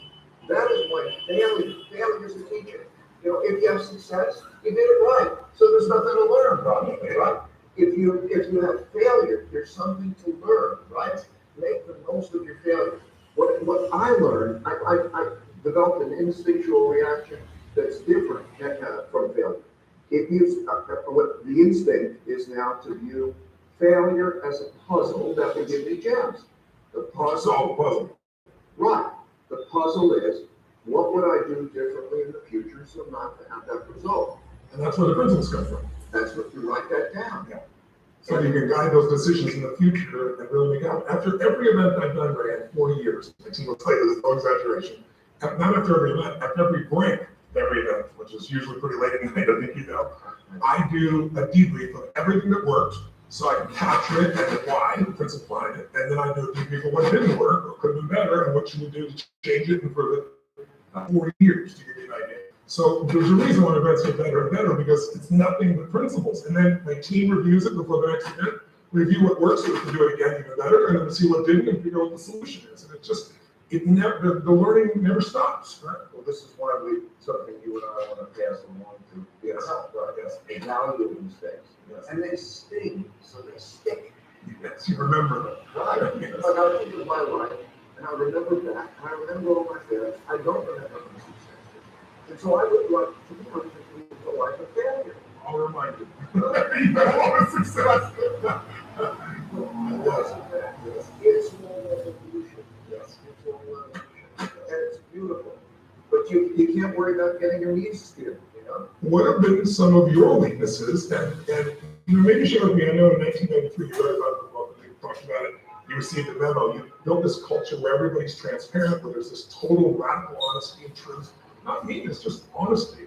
But not everybody was ready for that, and they were interpreting it a certain way. So tell me about that memo and how it changed you, and also tell me what has been one of your weaknesses and how have you either made it your strength or how have you surrounded yourself with better people to overcome it? Okay, so let me take the 93 person. Yeah,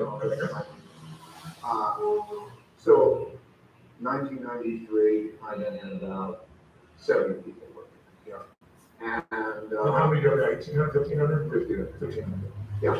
And so I get a review. I want to be reviewed by other people, and I get a review by somebody the closest, and they said you did these things great. But you're demoralizing people. They're feeling bad about all of these things. They're demoralized. And I said to myself, I didn't want to demoralize them. I wanted to get together. I didn't know what they didn't tell me, but fortunately came through this way. And I was put into a dilemma. How do I handle it? Do I be straightforward with the people? Because I want them to be straightforward. I can't be straightforward, but it was difficult. It was a problem.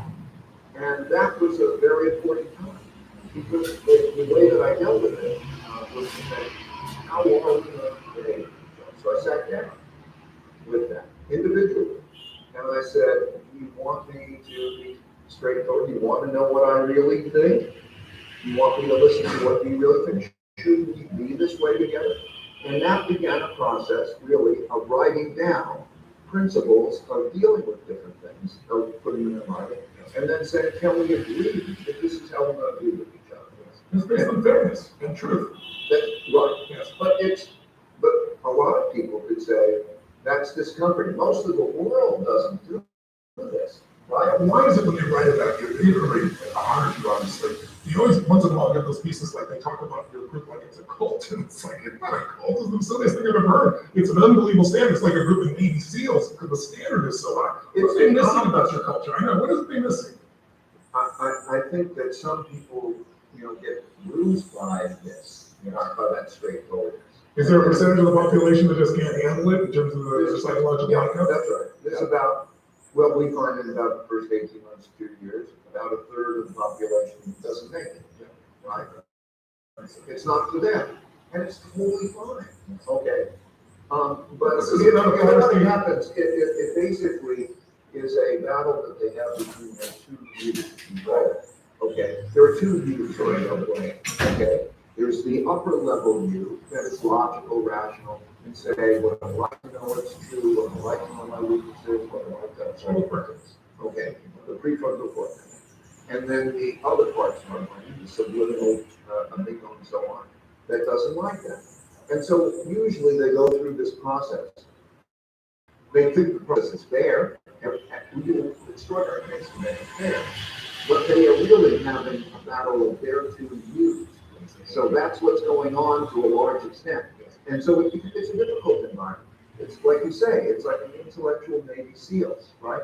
If you get to the other side and you get through it, and you have these relationships are very important. Then it's powerful. I want to describe it maybe in one long sentence, okay? It is an idea of meritocracy in which the goals are to have meaningful work and meaningful relationships. And they're equally important, by the way, and they reinforce each other. So an idea of meritocracy can have meaningful work and meaningful relationships through radical truthfulness and radical transparency. Radical truthfulness means we lay on the table what we really think we can deal with it. And radical transparency means gives the ability of people to see everything. Because you can't have spin. I can see everything. If you can see everything, you can be part of an idea of meritocracy place. If you hear somebody tell you what's happening, and everybody's giving you a different story, you can't do. So being radically truthful and radically transparent. Just to clarify, people, doesn't mean your hair looks ugly. It's not, you're looking fat. But it's not that kind of thing. It's about the truth of what we're trying to get to and understanding where markets are going, how the business is functioning, how it's going in tight. Right, how we should be with each other. Yes. Whether we're strong or weak in different ways. Okay, that kind of thing. So that radical truthfulness and radical transparency is key. Essentially, would you be where you are today without? No, that's what I'm going to hear. Nowhere near, right? Because I think you've got to do three things. First, you have to put your honest thoughts on the table for everybody to look at. Everybody, and you look at them, and they're different. Then you have to know the art of thoughtful disagreement. In other words, maybe I'm right, maybe I'm wrong. How do you work through to get a better answer than you could have individually? Yes, okay. Thoughtful disagreement. Politeness to respect the other person and not to know that it's going to lead to something greater forever. Of course. Okay. And then third is if disagreements remain, you have to have protocols for getting past that. In our case, we have what we call believability weighted decision making. In other words, we have not an autocracy and not a democracy, but idea meritocracy, in which there's ways where you've got the best track record. And everybody and who thinks is the best decision making in that category. Exactly. And so if you have an idea meritocracy where the best ideas we have, it's going to be so much better than if you're stuck with the ideas in your head, right? And it's personal development. Yes. So how can you grow if you can't be honest? How can you grow if you can't be truthful? The truth sets us free. And the relationships. The thing that has been best to me, now I'm at a stage in my life where I look back and I reflect. And I think, wow, it's been great in so many ways. But the best were the relationships. It wasn't money, okay? I mean, that was great. All these other things, I took track record, we did good things to the clients, all that. Great. But it was still relationships. And those honest relationships are deeper and better. It's tough love. It's the benefit of tough love. Tough love is the best love. I'm thinking from the heart stuff. See, what's kind of a place of pure caring. Because, well, you do it all the time, right? You help people it's caring, and when people know that it's caring, together with the truth, the tough truths, and you can go through it together, that's powerful. I mean, what's been one of the weaknesses you had to deal with early on? And how did you deal with it? Did you find a way to grow through it? Did you find people around you that have better skill sets? What was it? Well, early on, I have a terrible rote memory. Like, I mean, I can't remember anything that doesn't have a reason to be what it is. So I was a bad student. I hated You had the highest grade, I think you had the highest grade in your class. No. At Harvard Business School, I loved Harvard Business School because it was it was a different kind of education. Because it wasn't memory. It had nothing to do with memory. So for most of my early years, I hated school. I have a bad rote memory. I tend to be details or a mess for me. Anybody who's around me, I need to work with people who are meticulous, and detail oriented.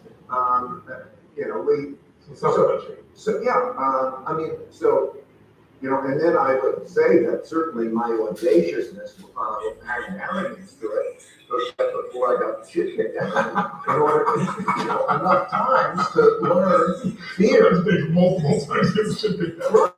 Those were the things. But then I just started to learn, it doesn't matter. Weaknesses don't matter, really. What's the metaphor? When we first met, you shared with me the philosophy of like living life in the jungle and how that kind of shifted the way you built your company. Tell me a little bit about the jungle. Yeah, so in 1982, when I crashed, I had to think, okay, would I go get a job and work in that, or would I continue on with the audacious goals? I realized it seemed to me like it was being on one side of the jungle, and I could stay on the safe side of the jungle and to not have a terrific life. And in order to have a terrific life, I had to go through this dangerous jungle, and in order to have it. And I think, okay, what would I do? Now, for me, I need to go after the great life. I mean, I just need to do it. So, and I think, well, how would I go into that dangerous jungle with all of these different things? And what I realized is that if I go into it with people who also are living the time, who see differently, who can see what I can't see, and we each can bring our own, that we together can go through that dangerous jungle to get the other side and have a great life. So that's what it's like. And whether there's people that agree with you, it's people that disagree with you. Of course. That's what I mean. Yes. Seeing differently. It's not just someone who disagrees with you, though. It's somebody who's qualified to disagree with you. Sometimes one of your principles is when to not say it, when to shut up. Yeah. When you keep your opinion to yourself. Explain that. If you really recruit the best of the best, if you're not looking for everybody's going to attaboy, you're looking for people who have a radically different point of view, and out of that, you're pulling this. Maybe explain what's it called? The dot collector. Can you explain to you how that function happens? Because people can criticize you. Like, you have a 24-year-old with no background and say, Ray, you're doing a crap job on this. And someone else might say you're doing a great job. How do you measure and decide who to listen to? How do you make that meritocracy work? Okay. I want to say that for anybody who wants to see it, there's a TED talk. I'm going to put it out. 60 minutes, and you'll see how the dot collector works. Right? But what it is as the meetings are going on, people are very easily hit the dotting, they call it dotting. So they're conveying what they're seeing and how each person is behaving about different things. So you might be speaking and they might say what? Some people might think that's the most arrogant thing or the stupidest thing, or you're not being considerate to that person, or there's like one of 50 different things. You can go dot, dot, dot. Ray, Bob, that. Bad, good, and we all do it together, right? So that creates all of a sudden the visualization of how everybody sees everything. So it comes up on a screen, and you're seeing in colors how people are seeing each other and others. So what happens from that, which is unbelievable, is that you ask yourself, how do I know that I'm seeing it the right way? Because this young lady might be saying this is stupid, there's four other people saying this is genius, and you're seeing all that in real time. In real time. Wow. So because what you're seeing it in real time, you're forced to say, how do I know that I'm not the wrong one? Or why am I seeing it that way that is different than that? And so what happens is the computer is analyzing simultaneously who is seeing what way, and it causes people to go above themselves, right? In other words, Really promotes perspective. yeah, because you're just one of those in that line and in this grid. And now you go above yourself and you're saying, this is how everybody's seeing. Then it raises the question of, together, how do we know what's best? Okay? Just because it's in your head doesn't mean it's best. So how do we know what's best?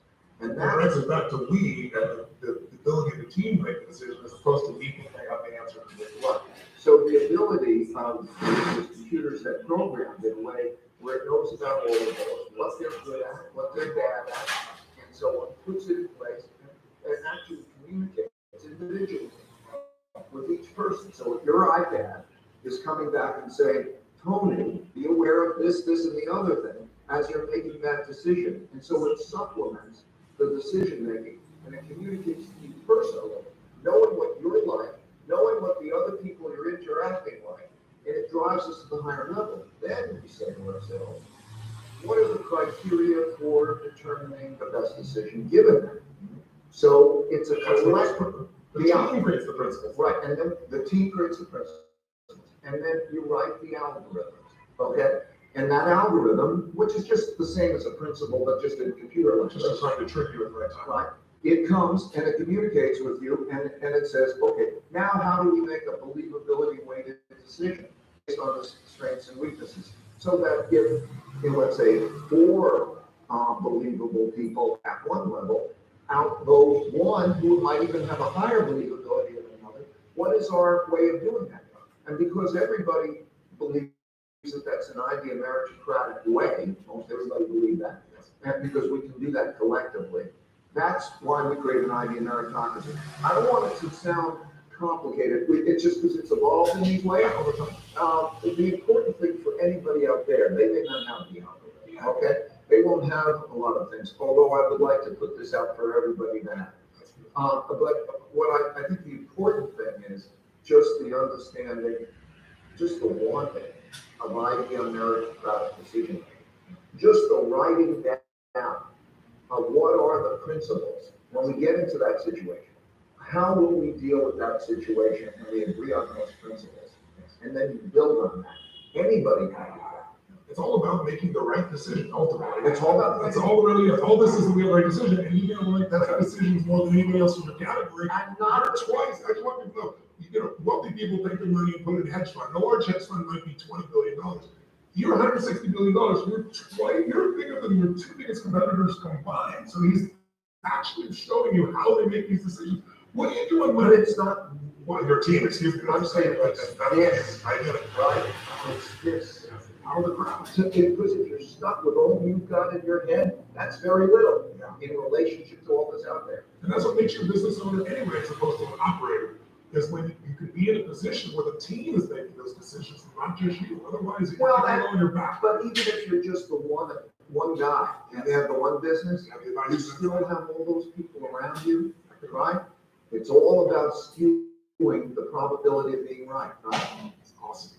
Tell me, in 2008, you saw what was coming. You tried to warn people. Very few people listened to you. What did you see that no one else saw? That let you know what's going on, so you could do well. Well, we went through the cap. It's really pretty simple. At individual and levels, we went down. How much is that one got to be paid back to the debt? What is calculation? Who lends the money? And we could see that we were going to have a debt crisis. But I want to make it. I did a 30-minute video on how the economic works, and I'd say if they look at that, almost everything I know that's worthwhile in economics is in that 30-minute video, and so you can understand how do you see a bubble? What are they like? Bubbles and busts and so on. Where are we today in our economics? That's my question. Where are we today in our economics? Well, and that's as you know, there's productivity is one productivity. When we learn, we do things better, and we advance our living standards by learning, and that happens at a certain pace. Yes. And that's the line. And then around that line, there are two big cycles. There's a short-term debt cycle, which we call a business cycle, right? You go from a recession to an overheating of the economy and so on. Over 5 8 years. Yeah, so, and it'll stretch. We are, putting the side away, we're at that part of the cycle, we're inflated in the beginning of the part of the cycle, where no longer do we have the slack, but we're not having tightness. So we're in that part of the cycle, which is the Goldilocks part of the cycle, when things are not too hot, and not too cold. And so as a result, we don't have too much inflation, we don't have too much growth, everything is kind of tepid. That's the part of the cycle we're at. So as a result, the Federal Reserve, which pushed a lot of money into the system, will stop pushing those money into the system. As a result of pushing interest rates down, and stop pushing those interest rates down. And now we're in that transition period. Okay, that's the short-term debt cycle. And it's probably not going to produce much volatility. It's going to create that kind of, and almost everything is sort of like at equilibrium. There's short-term interest rates where they are and so on. In addition, though, in the long-term debt cycle, we are late in the long-term debt cycle. You kind of watch this video because you'll understand this more thoroughly. How we Yeah. Over the period of time, we have accumulated lots of debt, and then some obligations that are not necessarily called hard debts, pension obligations, a lot of pension obligations, and then medical aid and healthcare, and the demographics are changing, and all of those obligations cannot be met, and they're like a lot of debt, and they're squeezing us. They're going to squeeze us. Okay, so that we're in that middle part of the cycle with that squeezing gradually coming. We don't have a bubble, so we don't have to worry about that. We're going to have a gradual squeeze. Another 2008. Here's a question. No, here's what I'm worried about. We're going to have squeeze, a slow squeeze, and the biggest thing to understand is that we don't have one economy. Think of it as having two economies. Okay, think of it to make it this way. There's let's call it the bottom 60% and the top 40%. Yes. Okay, because don't we make a mistake of thinking about the economy or the average economy, and you don't realize how different those are. And that's the biggest issue of our time. So very much like the late 30s. Same things, by the way, happened in all of the 30s up to 1937. So this year is very similar to 1937. In what ways? Back then, they had a debt crisis, 29 to 32. That was the same as our 2008 debt crisis. Both cases, interest rates hit zero. In both cases, the central banks printed a lot of money, bought a lot of financial assets, pushed the economy and the market higher, and up to 1937, up until now. And then there was a giant wealth gap. So today, the top 1/10 of 1% of the population's wealth is equal to the bottom 90% combined. 1/10 of 1% equals bottom 90%. You have to go back to 1935 to 1940. And also as a result of that, you have populism. Because one segment, the economy is not working for, okay? And there's an odds, and you saw it reflected in our election. And we're seeing populism around the world take place. Very similar. And in 1937, we were at the exact same point in the cycle, and the Federal Reserve decided to tighten monetary policy. And as a result, we had a 50% fall in the stock market, we had a lot of problems. We don't have to enact that. There are lessons to be learned from that period of time. The Fed is talking about a soft landing. in other words, we don't want to, you can't have an economic downturn, right? Even though times are supposedly great for the average. The stock price is at new highs. We have a situation in where the unemployment rate is low. If you look at the circumstances of that bottom 60%, the economy has not worked, they haven't had growth. Their death rates are rising at only places in the world. They're rising because of opiates and because of suicides. The employment, that middle part of the economy is having a hollowing out. So if you just said, what does that economy, let's carve it out and look at that economy, and that's the economy that we have. that is a miserable economy. Okay, that's a miserable economy. So the fact that we have these two economies, think of it as two economies operating. What are the economics of the bottom 60% as the upper 40, or how are you dividing it up? What's the economic barrier there? Well, the number, I guess, what are you saying an income stream is that for a person? Who's in that bottom 60% or 40% of the chunk? It's 50 some odd thousand or more, yeah. Okay, got it. But if you can't have that conflict. So if we look at averages, we're in a bind, right? So the central bank. So these are the economic issues. I think the most important is how we deal with conflict. Okay, conflict of the have and have nots, conflict of the left and the right, conflict of social things. You invite conflict, but you teach people how to do it intelligently, respectfully, and you figure out how to resolve it. How do you do that as a society when you have people that go to Congress now? It used to be they fought like crazy 20 years ago, and then they go over here and go, now they speak to each other. This is what do we like to show this? So I think the most important thing, the President of the United States and other people, we should think, what are the principles that bind us together as a society? Right. What are our overarching principles? Are those that bind us together greater than those that divide us? What are they? Can we have thoughtful disagreement and have protocols for getting past those disagreements for the country as a whole? This is a time we're going to be tested, okay? Because if you look at the statistics on polarity in any measure, we're having greater polarity almost to the point where the sides want to kill each other. They don't want to find the compromise. Our system is based on a system of compromise. In other words, when they're at odds, we're going to come to compromise. Now we have a dangerous situation in terms of that. So I would say, go to principle level thinking, do the three things that I'm sort of describing, put the honest thoughts on there, know the art of thoughtful disagreement, and have protocols for getting past that disagreement and being comfortable with getting past it and then rowing in the same direction because we did that together.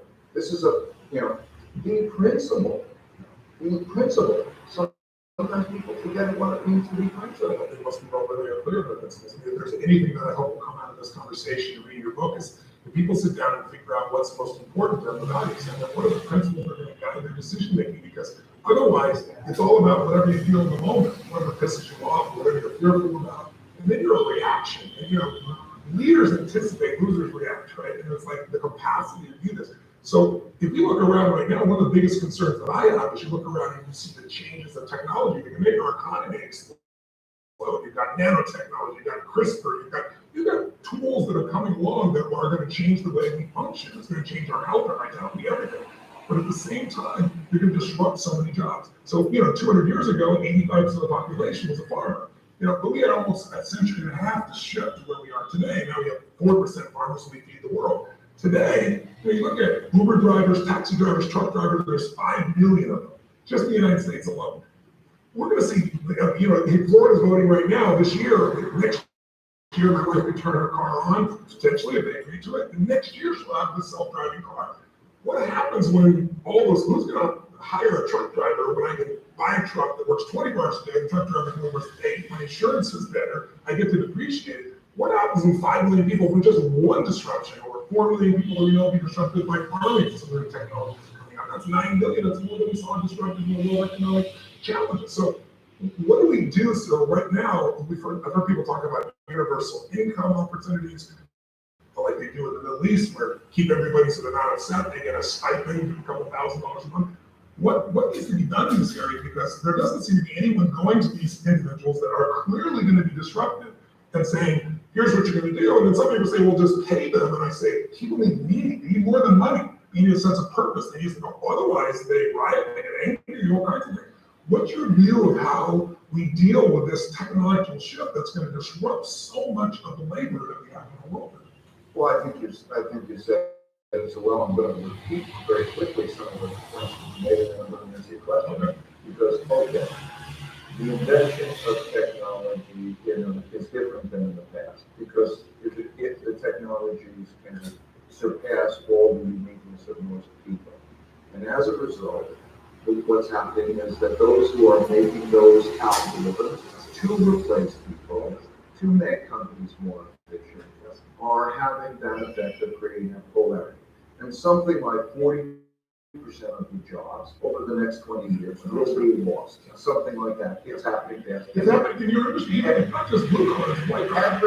Of course. I mean, like, traders are gone, they're being replaced by the quads. And it's a beautiful and terrible thing at the same time. Yes. Because that computer, that's how we make decisions. We have all of the algorithms put in there. And it's so fantastic. Better than individual decision making. So we enjoy all the benefits of that. And at the same time, it creates this wealth gap, creates this more, as you say, opportunity gap is even more important than wealth gap because people need to be made useful.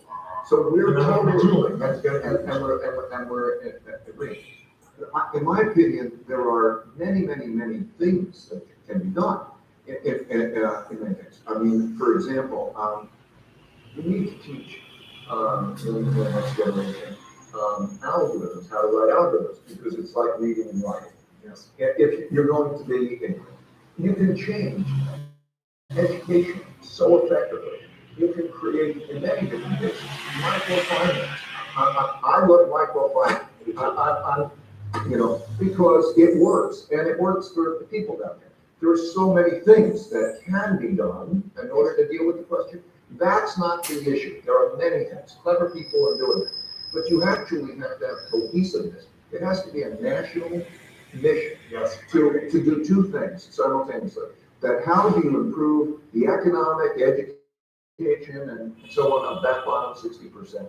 And how do you do it in a way that it pays for itself? In other words, don't have a program that you just throw a lot of money, you don't know that you're going to waste.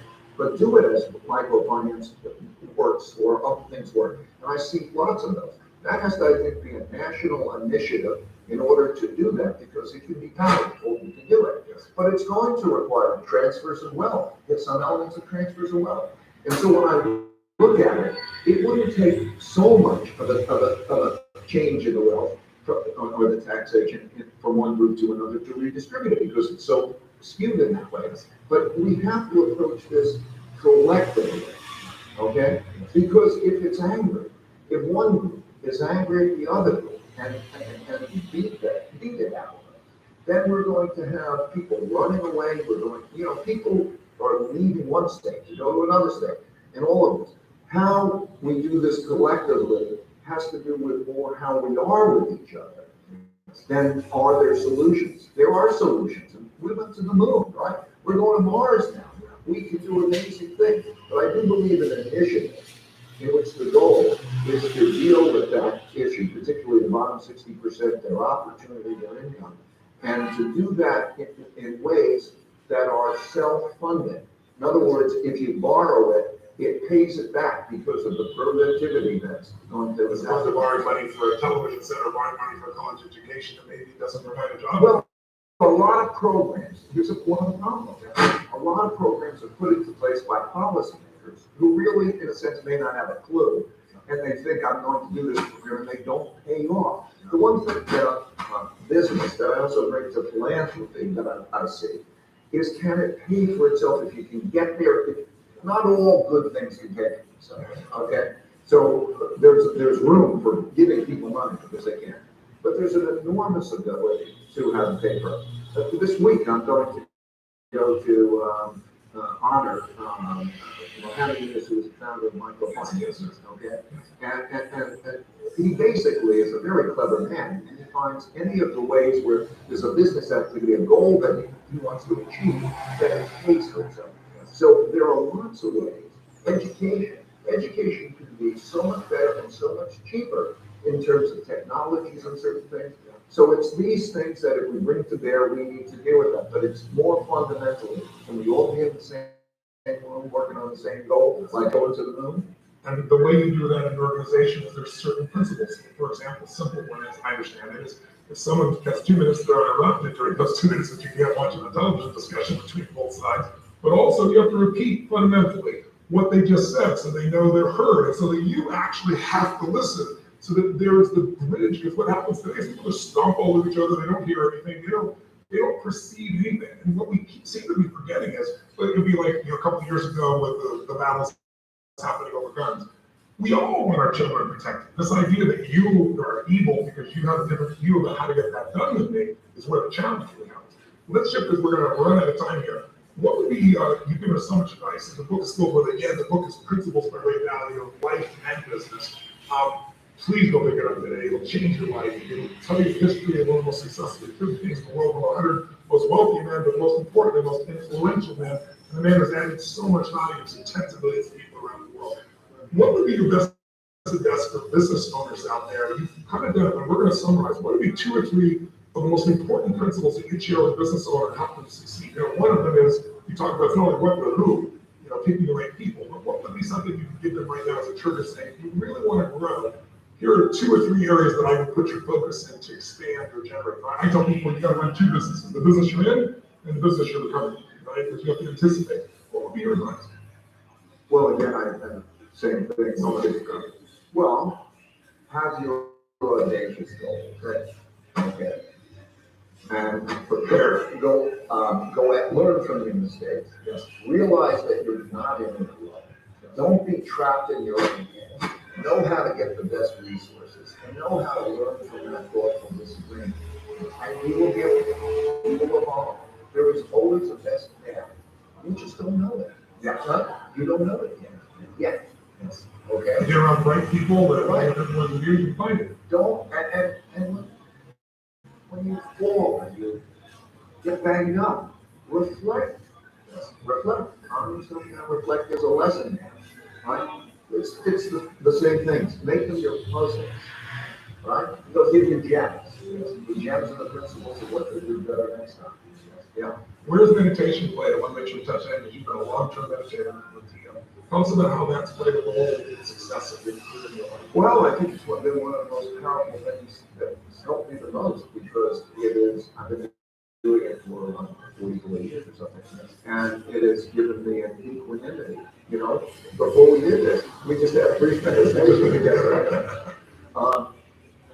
It gives, as you know, it gives you both an equanimity, so that you can, it seems like you can, everything kind of slows out and then it come at you and you can deal with it with that equanimity. And it gives you a creativity because it opens the connection between your subconscious brain and your conscious brain. That's the magic. And that's what the magic is.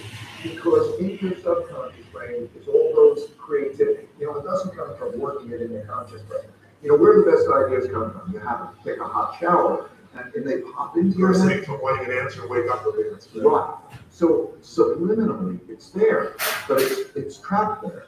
And when you open up the way through meditation, because it literally, as you know, you're not conscious and you're not unconscious, you're in your subconscious.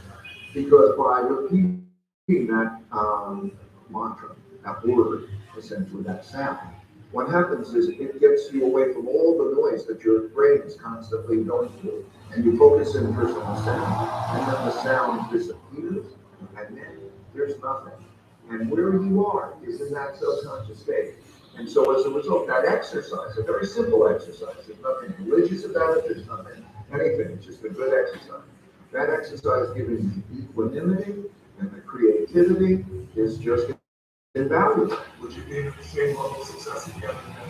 Oh, I don't believe I'd be close. I think I really don't understand. Yes, I recommend it. I say really, it's probably the best gift I can give anyone. They can take it around with them anywhere they go for the rest of their lives, right? It brings you joy. It brings you joy for nothing. Yeah, it brings you joy for nothing. And there are moments where you say, I need to go meditate. What if you didn't have meditation? It just brings you out differently. So I recommend it. And that's just for a moment. We're 8.5 years into this bull market. You give us an idea where we think we are and tell us what some of the challenges are. When there is a correction, there's a correction every year. People don't realize on average, since 1900, we have a correction. Remember last year in January was the worst January in history. We speaking out, they all came to you and CNBC and said, we're in Davos, what do we do? And you talk to them about it. Calm down, don't overreact. Tell me how you came out. I don't want to go through it now because of the time. It's in my book, so you can read the chapters.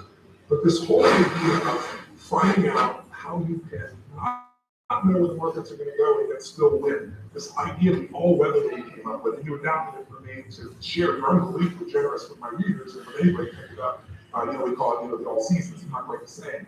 But it's been right 85% of the time we've made money in the last 75 years. And then when you lose, the most typical loss is 4% on that point.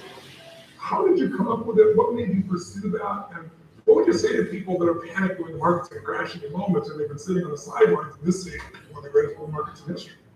I'm going to give a brief answer then, which is that diversification properly balancing means that you can take equally good things and you can reduce the risk. And because that was your famous, I just want to clarify, you said that the holy grail of investing you found early on, change your career, and it was how you could reduce your risk but not reduce your returns. How did you do that? By knowing how to balance, okay? When you can take equally good things, Yes. they're equally good, so your expectation of return is equal, right? But because they're uncorrelated, because they move differently, they balance each other. Right. And I would love to get into it, but I'll just repeat, what you did is provide a great service. It's in your book. So anybody who reads that book has taken the time and you put it in a language that everybody can understand in a way that we won't have the time to go through again. So it was great for me, great for you, and great for those people that we could communicate how they could achieve that balance. It's so important because you have to understand that in order to beat somebody, the market's a zero sum. And adding value is expensive. And so the consensus is reflected in the price. And so you have to be better. I put hundreds of millions of dollars in even trying to play that game well, and others do. And it's a difficult game. It's more difficult to compete in the markets and be successful than to compete in the Olympics. So be humble about that. It's difficult. But to achieve that balance so that you understand how you can get that good return without losing a lot of money is something. You've communicated it well, so I would, rather than be able to cover it, recommend that they look at your book. But your money is all your personal. Most of my money is in that. That's really amazing. And people, you can go pick up a book or go to the library or whatever and get the answer. Because you walk us through it. We did 2 chapters of the book, and it's mind-boggling. I mean, if you could go to Vegas, plus the 10% on average, and when you're wrong, the most you ever lost is 4%.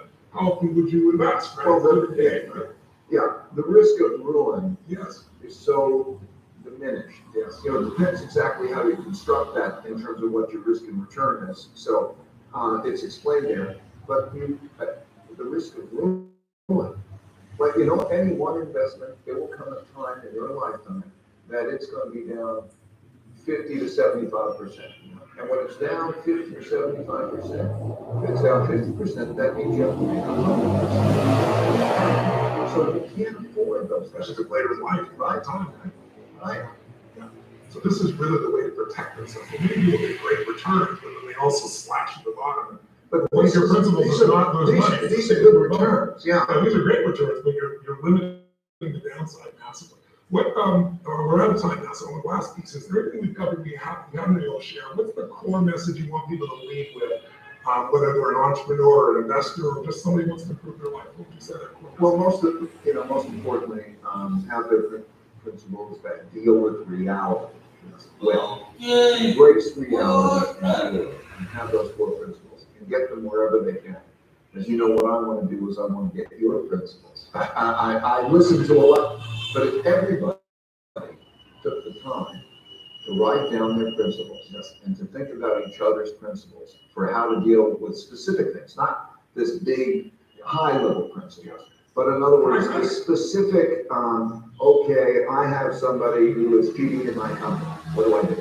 Or I have the banker who is doing this thing, what do I do? Or I'm a recipe. The best team. I mean, every recipe is here. Well, I've been through those experiences, so I wrote down my recipes. They can consider my recipes, they can consider anybody else's recipes. At the end of the day, they must believe them, what is good for them, and they must have principles. Because as you said, if you don't have principles, everything looks the same, but you're in a blizzard. when you start to think of something and you say, oh, it's another one of those, like you think of a certain type of species, it's that species, and here is how I deal with that species, and that way of dealing with it works. That is an effective way of operating, so I would like to encourage people to have their own principles that they understand, believe in, wherever they get them. I spent my whole life basically pulling principles out of people. I wrote Money Master the Game, and I came, that's when I met you, was saying, I gotta find the best people in the world to give me my ideas. I have my ideas on the psychological emotion side. I want the best investors in the world. Let's figure out what the principles that are guiding them, and let's teach them to be average Americans. So that's really what we're doing. You've been so generous, Ray. I consider you a dear friend now. I love you personally, and I hope people here not only get to see this unbelievable, historic figure here, but I want them to feel the man and your true passion and caring for people, and the commitment that you have to leave a legacy where people can continue to grow and expand beyond the time that you're here. This book is part of that legacy. You're going to write another one, I understand. Is that true? Economic investment principles. Yes. And then I'll be done. Yes. Because everything that I have to say can be in here. I don't. You get your leverage. It's in there. I don't have anything to add. I hope my grandkids will read it when they get older. I'm sure they will. And Tony, I want to say that we share the same type of values, the same type of principles, and that's why back at you, man. Thank you. Thank you very much. Thank you so much. I appreciate it. So picking up the principles, Life and Work by Ray Dalio. This week also check out on YouTube the machine. How do you say about the phrase? How the economic machine works, and then his TED Talk as well. And I'll put those out over the next few days as well. Pass it on, everybody. Go grab this book as quick as you can. It's a great read. It'll give you history. It'll give you principles. It'll change your life. Last thing to everybody. We'll see you soon.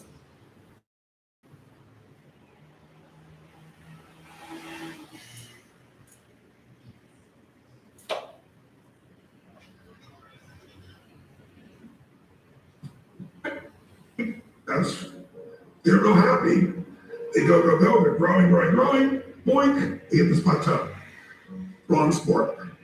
Not tennis players.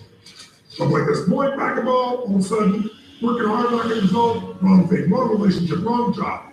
Wrong mission. So then they go out and play golf, and they go. They don't even get the progress. And they go, I didn't even use the F word that many more times in my life, right? Different piece. Now that's what a dabbler does. And by the way, dabblers by their nature are unhappy. Think about this. Even with all the economic challenges that exist, most people in North America for sure have a better quality of life than 95% of the planet. 9/3 of the planet is living on what? How much? 2/3 of the planet, I should say, is living on $2 a day. Your worst nightmare is somebody else's greatest dream. Most of the planet's greatest dream. Your idea of economic downfall is somebody's dream. That's the truth.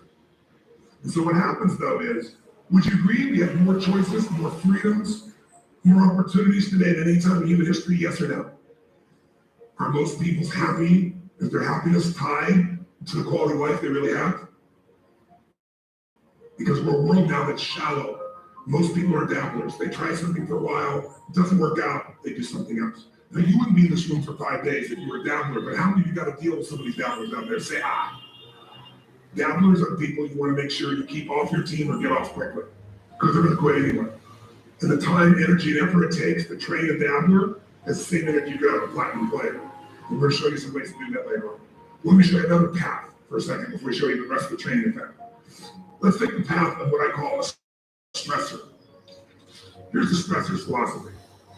I find a way. Who can relate to this? Say I'm going to find a way, I'm going to achieve it. So they take up a sport like tennis, and it goes like this, and they're doing really, really well, it's going really good, and eventually, point, hit a plateau. Here's the difference. Does the stressor quit? Ever quit? Yes or no? Absolutely not. What does the stressor do when it doesn't work out? What do? Do they settle for it? What if they actually get a little worse for a short time? What happens?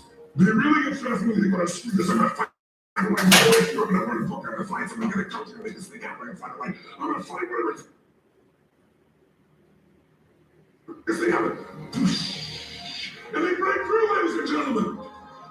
Come on, they break through, ladies and gentlemen. And by the way, they break through, and all of a sudden they start making progress, and they're so happy, and all of a sudden, guess what happens? Boink. And you go, damn.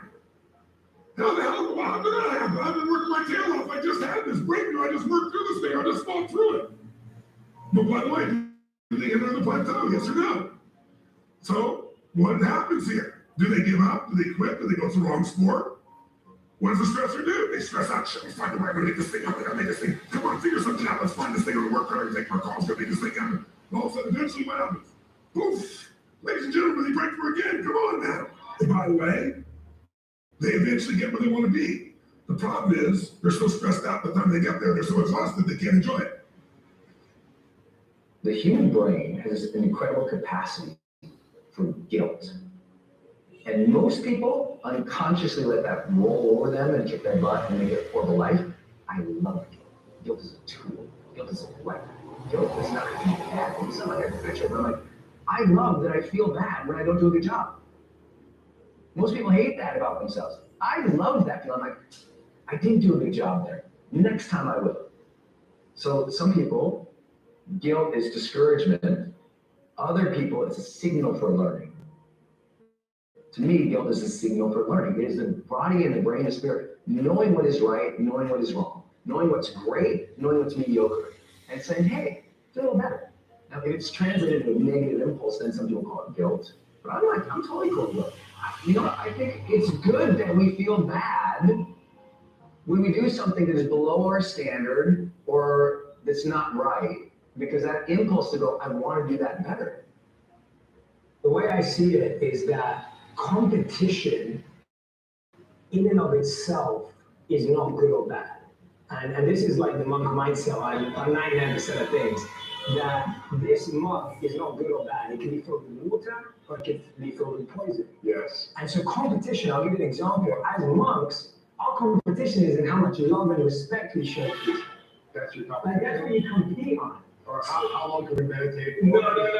I can meditate along with you. So if any monk is sitting, and I did this plenty of times, Really? if I sat there and I thought, oh yeah, look at him, he's scratching his back. He got out, like your meditation just got destroyed. All the value. And so monks will never ask how long you meditate, they focus on how deep you meditate. And somebody meditates deep, doesn't go on about how deep it was.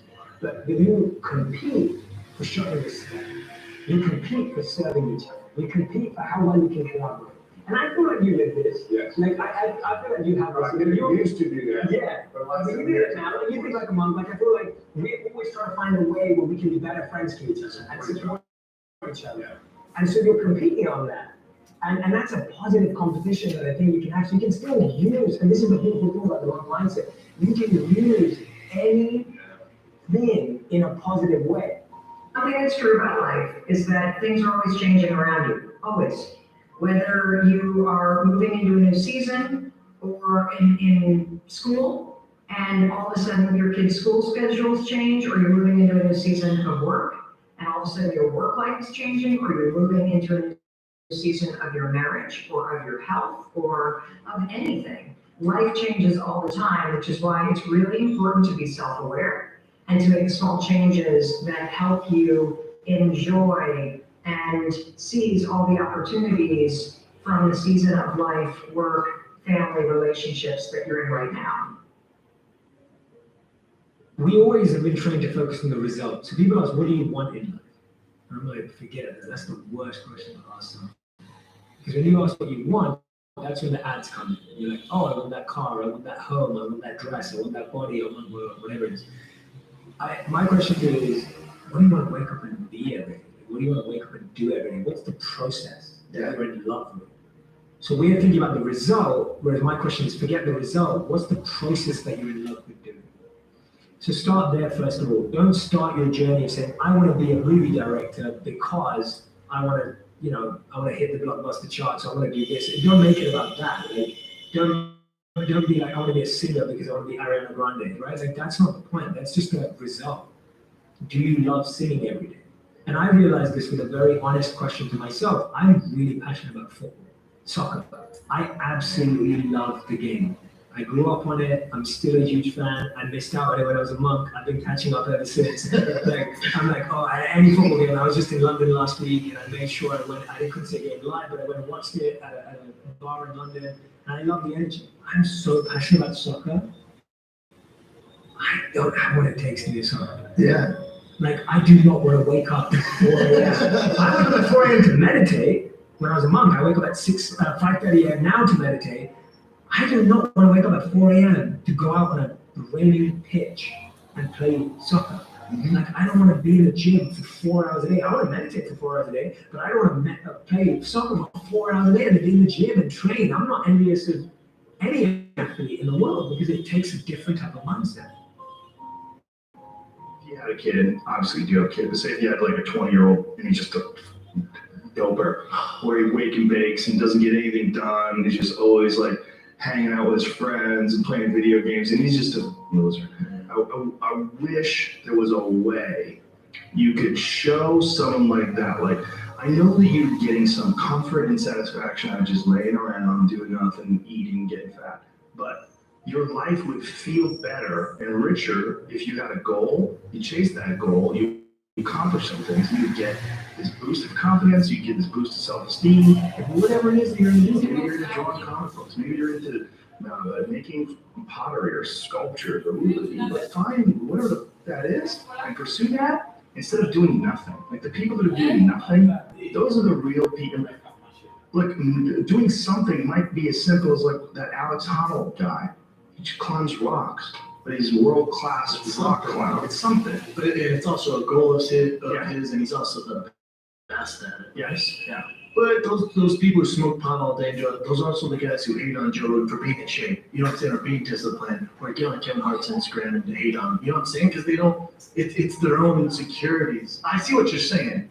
But I would assume they would get motivated by seeing other people do something with their lives. Like that should be motivating, not If you grew up with losers and you're around a bunch of people with shitty attitudes, especially if it's in your household, I was very lucky that both my mom and my stepdad, they're the least hater people I've ever met in my life. They're just not haters in any way. Like if someone's doing well, they're always like, wow, look at this guy, or like, wow, look at her, or wow, look at him. There was never any hate in my house in terms of other people's success. But if you grew up with a dad, and your dad's like, yeah, all these rich assholes, he thinks he's a badass, and this, there's people that look at other people's success instead of saying, wow, I gotta get a lot of work. Like the way, I'm a successful person, but the way I look at Kevin Hart, he exhausts me, or The Rock, those guys exhaust me. I'm like, Jesus Christ, like, I feel lazy next to those guys. Like, they do so much. Like, those guys are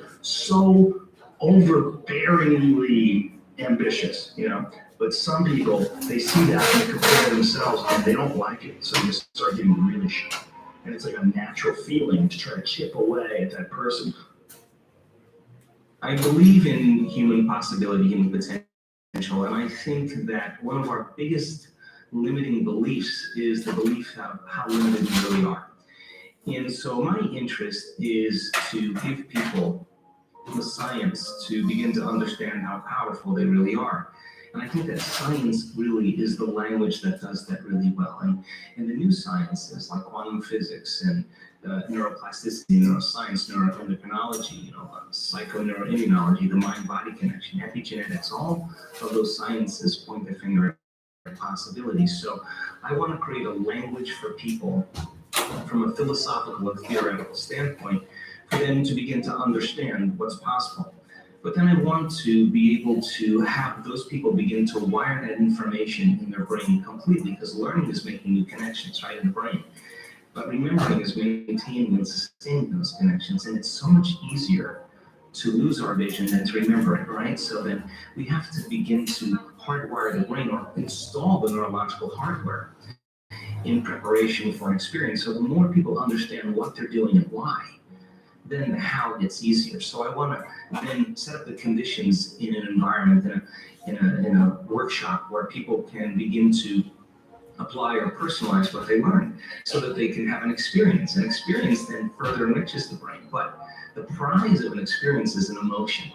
And once you start feeling unlimited, once you start feeling abundant, once you start feeling worthy, now you're teaching your body chemically to understand what your mind is intellectually understood. So knowledge is for the mind and experience is for the body. People begin to embody the truth, that philosophy. Now, if they can repeat it over and over again, It'll become innate in them. It'll become natural, second nature. It'll become easy. They'll begin to master that philosophy. So I want people to begin to understand that thoughts are very powerful. Feelings drive our thoughts, and that they can begin to create a better life for themselves once they understand some of these principles. What's a few simple things that they should be doing right now to have a checklist to do before the end of the year to then crush for a whole 12 months? All right, I'm going to give you something called the ladder of personal finance, which tells you where your money should go. Okay, it's just step by step, put your money here. And if you want to know all the details about it, you can check out the system. So it's in the book too. It's in great detail in the book. Right? So if you've got some money lying around, what should you do? First of all, if you've got a 401k match at work, you should max that out. That's free money, take advantage of it. And if you're not sure what that means, go to your HR person and say, does this company match any 401k? They say yes, do what they say.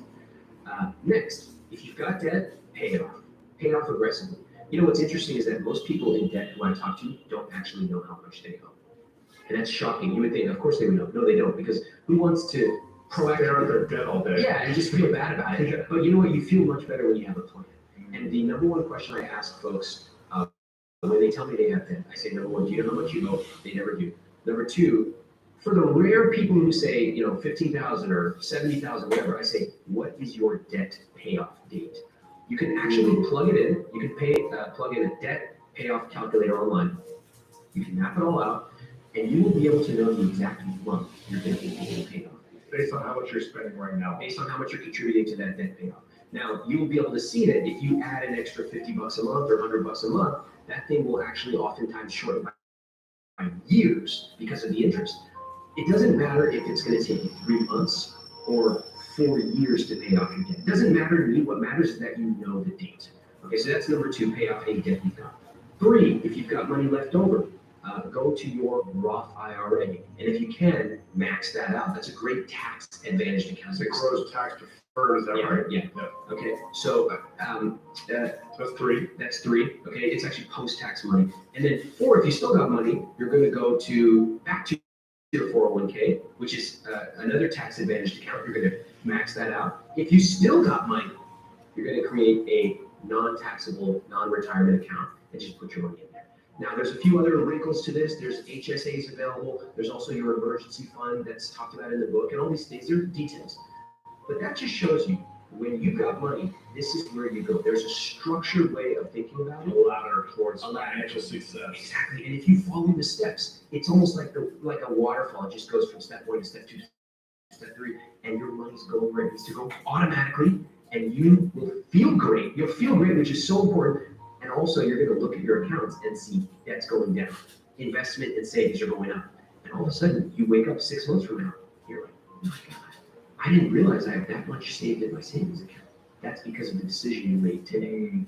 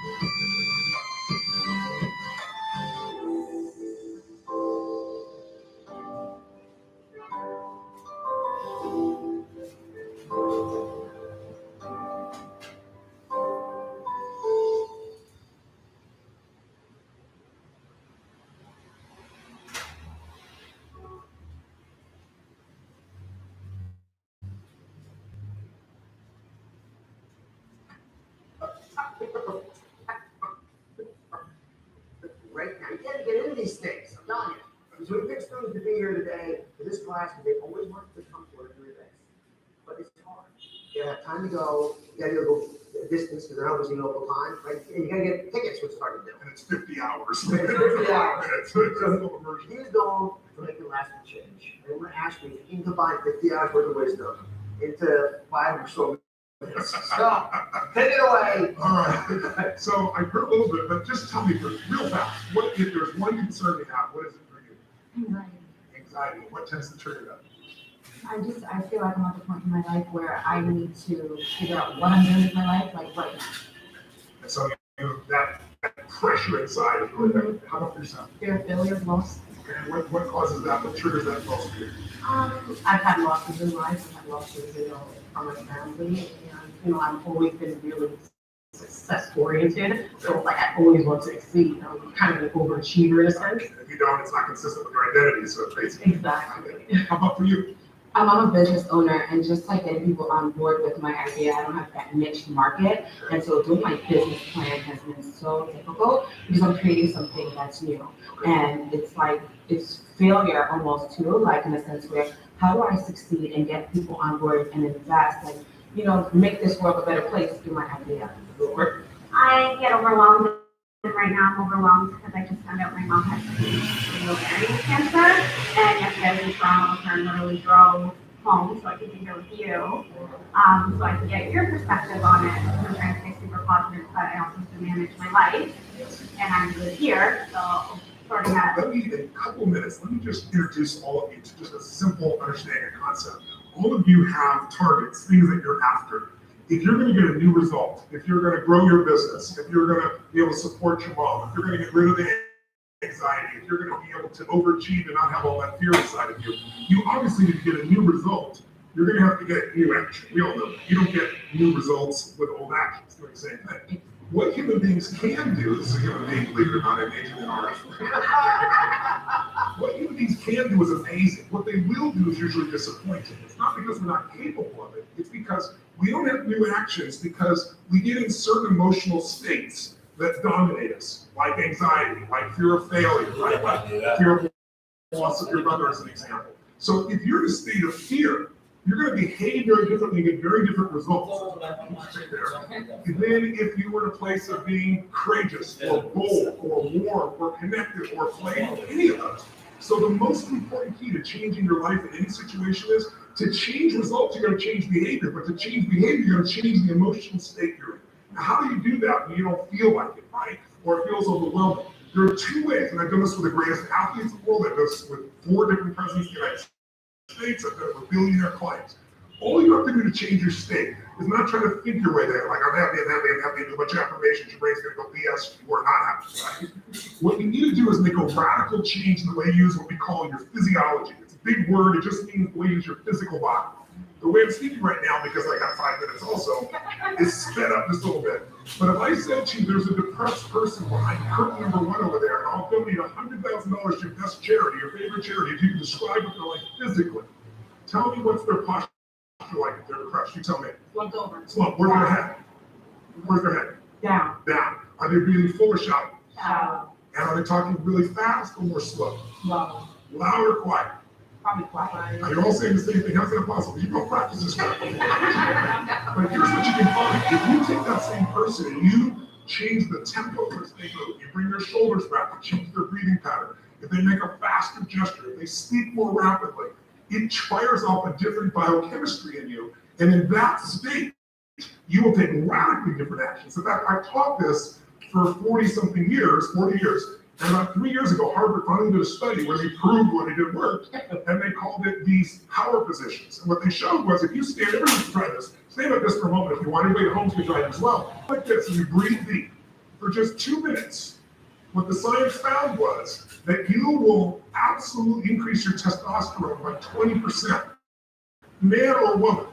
You'll drop your cortisol, which is the stress hormone, by 22%, and you're 33% more likely to take action that you wouldn't have before because fear would have stopped you. Now, I don't have people just stand like this. I have people move, use their voice, make radical changes in their bodies. You have to see, just to get a feel. I know we're short on time, but you can try it later and you'll feel it after 2 minutes. Or, somebody who's, puts their arms back like this, their feet up, that'll produce the same state. It produces more certainty in you, and that certainty gets you to take different actions. So if you are in a situation you think of the worst scenario, if I'm dying, my business goes under, I never achieve the level I need to, all things I have anxiety about, and then you focus on them, you go into those states of fear, and then you behave fearful, and you get lousy results. And when you get lousy results, what does it do in your brain? You go, see, I told you I couldn't do this. It becomes this negative loop. So how do we break out of it? We change our focus by asking better questions. Everybody in this room can try this, just right now. Answer this question in your mind. What is it in your life that you're proud of? There's something you can feel really proud of right now by focusing on it. Your children, yourself, something you accomplished, you did. How many think of something you can feel proud of? And I don't mean fake pride, ego pride, like where you're making things up. I mean, you really did something you're proud of. Good. Right now, close your eyes and focus on how it feels when you're really proud. Focus on that moment you're proud of. How do you breathe when you feel really proud? And if you're a little kid, what happens to your face when you're really proud? You don't hide it, right? There's that big smile on your face. Maybe if you can feel these feelings right now. Everyone here, just say "I" if you got it. Aye. Awesome. Try one more real fast. Think of something that you could be really grateful for, or excited. Pick either one. Be grateful for first in a moment, or something if you wanted to that you could be excited about. Let's choose excited for a moment. How many can think of something in your life that if you focused on it, you could feel excited? All right. Close your eyes. And just for a moment, all we're doing is changing your focus. Focus on what could excite you. Feel like it's really happening. Your mom's healing, you break through the business, you're achieving goal you want. Anxiety is ripped from my life. I'm on charge, I'm on top of it. How do you breathe when you feel really excited? And then try this. When you're a little kid, you probably made noises for the hell of it. Some people told you not to. And make a noise of excitement, the sound of excitement. Go ahead and do it again. Open your eyes. How do you feel that feeling in your body right now?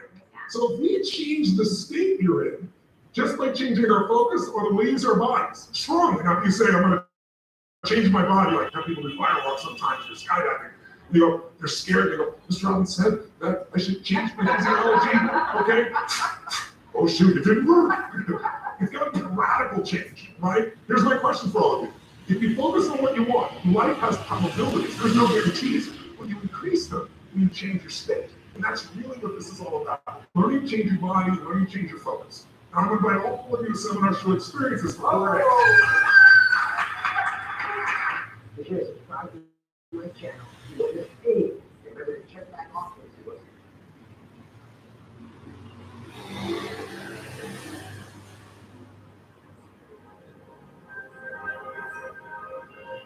Hi, I'm James Ledbetter. I'm the editor of Inc. magazine and Inc.com. I'm very pleased to be joined this morning by one of the most esteemed authors and leadership experts in the United States today. He doesn't need much of an introduction, so I won't give you one. We're very pleased to be talking this morning to Tony Robbins. Tony, thanks so much for coming in. It's great to see you. I want to talk today about leadership, something you think you know a lot about. So why don't we start by you giving me a definition of what leadership is from your point of view. It's interesting. When I was really young, starting out, I was looking for answers to leadership. And you look up the Webster's Dictionary of leadership, and it says one who leads. It's really helpful. I believe leadership is really a skill of influence. It's the most important skill that any human being can master. And I don't think of leadership as a position. I see it as a skill, a tool that all of us have to have. In other words, the quality of your life, I really believe, comes down to your level of leadership. Other people don't have to follow you to be a leader, but you have to live life on your terms. And the first person you have to influence is yourself. Whether you're fit or fat, whether your kids are on drugs or not, it's who has more influence, the guy on the street corner or you. Whether you're fit or fat, it's you can influence your own hands, your own body, your own mind to do what's necessary. So I think to be able to influence the thoughts, the feelings, the emotions, and the actions of another human being, that's what leadership is. And quality leadership, obviously authentic leadership, is one where it's servant leadership. You're looking to influence those thoughts, feelings, emotions, and actions for a greater good, not just for yourself. And I think the people that master that are the people that you know about. I mean, they're captains of industry. They're people that are celebrities because they learn how to influence people. They are some of the greatest teachers, some of the greatest scientists, because you can't just come up with ideas. Ideas will die on your lips unless you become a person of influence. And that's what leadership is. One of the things that I've seen you say about leadership is that in order to become a leader, you need to destroy the limitations within your own mind.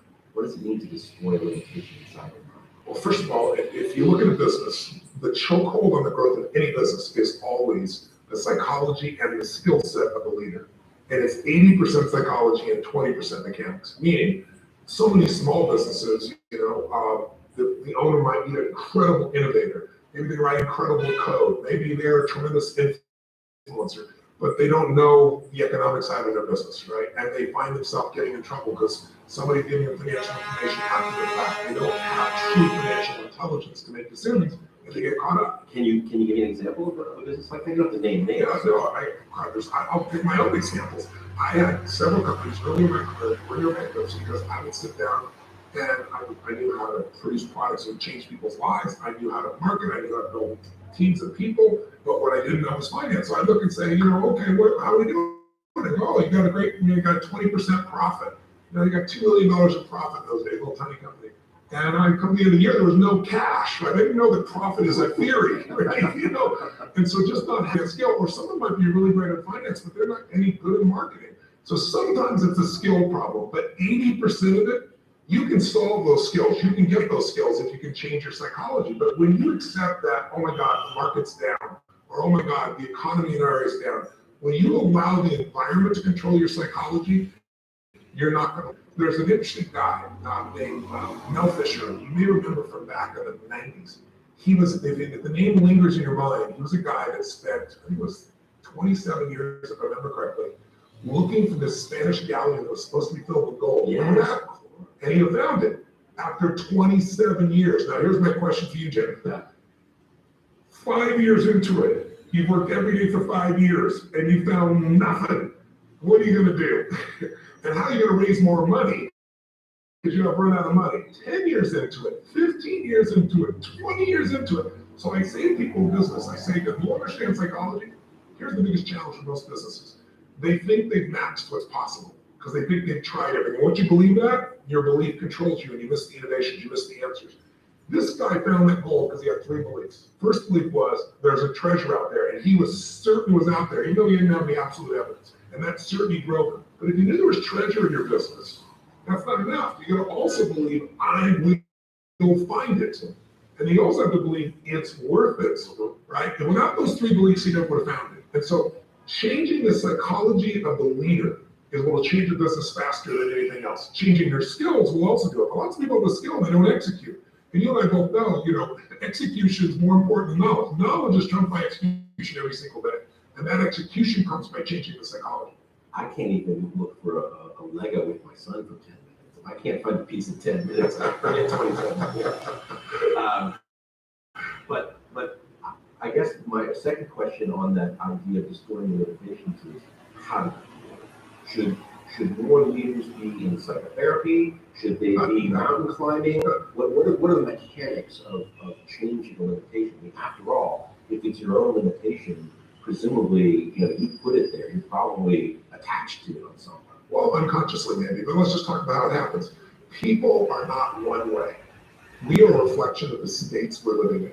When you're in a frustrated state, an overwhelmed state, a tired state, your brain processes completely differently than if you're in a passionate state, whether you're feeling determined, whether you're feeling committed, whether you feel completely resolved. So learning to change the leader's state, learning how to change your own state. So, people, one of the silliest questions I get asked is, you're not really that happy, are you? Or you have bad days, don't you? Of course I have, bad times.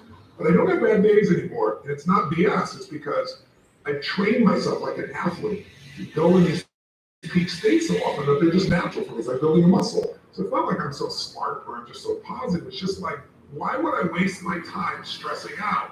I have a 90-second rule. Less for 90 seconds, but stress is not going to solve it. Let me put myself back in a different state. And so the way I do that is I use my body. Because I've done this with athletes for decades, with billionaire businessmen. If you see somebody gets in a slump of some sort, great athlete, Paul Tudor Jones, one of the greatest financial traders in the history of the world, I coached him for 22 years. When I came to see him, this is a man who made 200% in 1987 when the stock market had its biggest single crash in the day, percentage-wise still. He made 200% for his clients, more money than anybody could dream of. Then he went to the moon, and he went down to Earth, and then he lost money. So I was brought in to turn him around. Well, how do you turn a guy like that around? I watched him.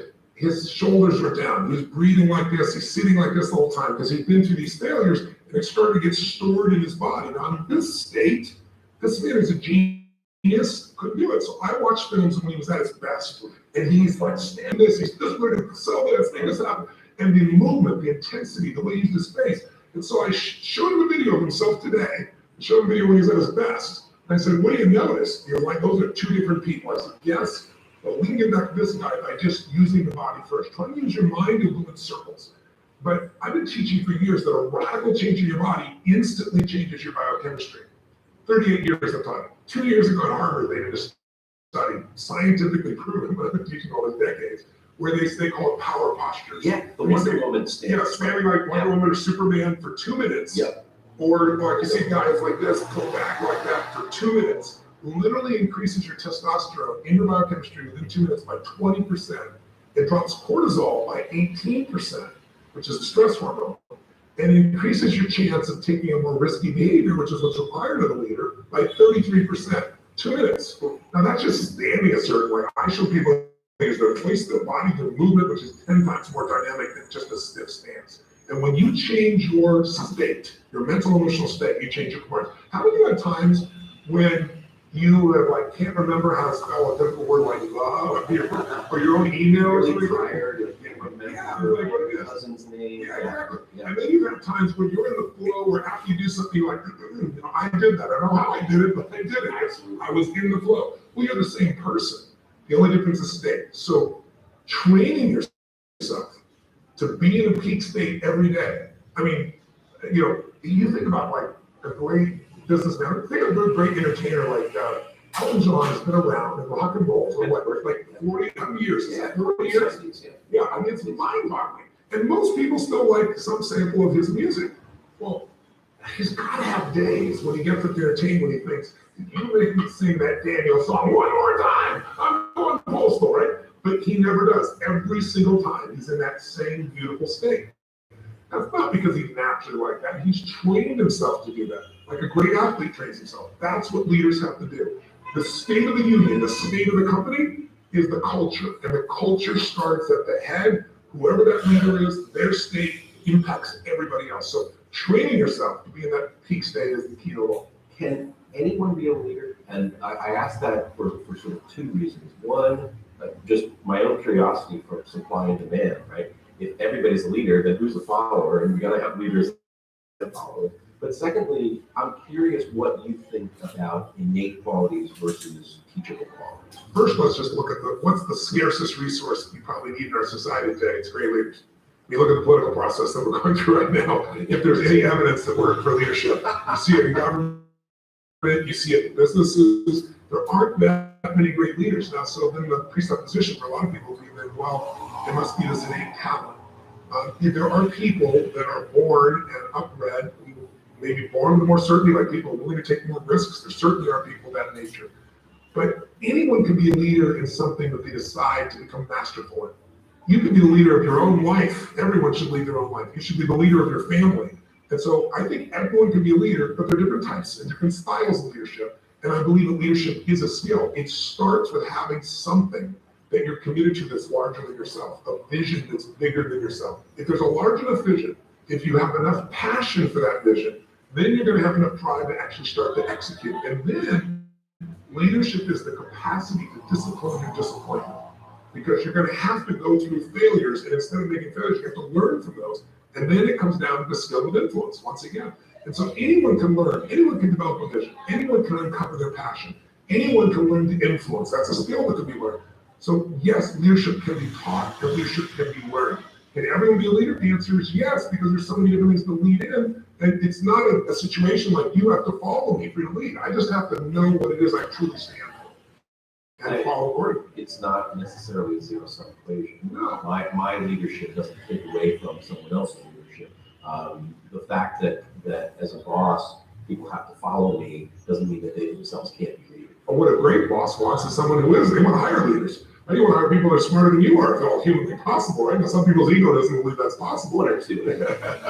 But I really think if you really look at what will free you as a leader is recruiting other leaders, training other leaders. That's what allows an organization. What does a leader do? They get the result. They find a way to victory. They find a way to create breakthroughs with teams of people. They don't just do it themselves. Otherwise, you can't leverage, you can't grow. How important is that? Where on the hierarchy of things that people need to lead is that ability to connect? I really believe in order to influence people, you got to know what already influences them. The mistake that we make is we don't connect enough to figure out who this person is. And what most of us do is try to lead other people by influencing them the way we be influenced. They try to influence their kid to clean the room the way that would make you do it. But even though they're your kid, they're different than you. And so they're going to do it for a different set of reasons than what you would do it for. You might have done it because someone told you to. But your kids, you tell them all day long, that's not it. There has to be something else. It's a sense of freedom to get from it, or a sense of mastery, something that's going to move them. So I always say there are two things that influence everyone. If you want to be a leader, you have to know how to change other people's states. A person is in a no state, a person's in an angry state, a person's in a frustrated state. You have to be able to influence their state, because if you change their state, you're going to change the result they get. But the second thing you have to understand is, what are people's blueprints? Blueprints my shorthand for what are the values? What do they believe? What do they fear? I always say to people that life is found in the dance between what you desire most and what you fear most. If I want to lead you and support you, I got to know your goals, your desires, I got to know what you're scared about, what you're fearful about, what stresses you out. And if I understand that, I can communicate in a way that will inspire you to maximize not only when I'm here, that's management. Leadership is I'm gone, and you've raised your own standard, and you're going to continue to perform at a higher level. It strikes me that so much depends on an internal mechanism of when something works. And I'm curious to hear your thoughts about that. I mean, am I a success if I'm hitting my numbers? Am I a success if I'm hitting my goals? Do we carry around ideas of success that are unrealistic and that may even hold us back? For sure. There's a program I've done for 25 years called Date with Destiny. In fact, just at South by Southwest, and we aired a documentary done by Joe Berlin, who's Academy Award nominated, brilliant documentary. So what about you? It's not about my life. It's just one program I do each year. I see a couple 100,000 people in 13 countries, and then we have one program for 2,500 people. Most intimate program I do, 6 days and nights. I mean the documentary. Yeah, that's what it is. Yeah. And in that compression of that experience, what I really have him show people is how people create real and lasting change. I made him agree, since it's a documentary, that he would wait a year to publish it and follow up with people a year later to show what's really going on. It's just coming out now. But the reason I bring it up is, if you're going to actually produce change, you've got to become a student of what actually works. Like, I have not lost a suicide out of thousands in my lifetime, knock on wood, in 38 years. And I'm the guy that gets the phone call when the kid is melting down. I got a phone call, President Clinton calling me, and he says to me, I'm going to impeach in the morning, what should I do? My first response is, could you call me sooner?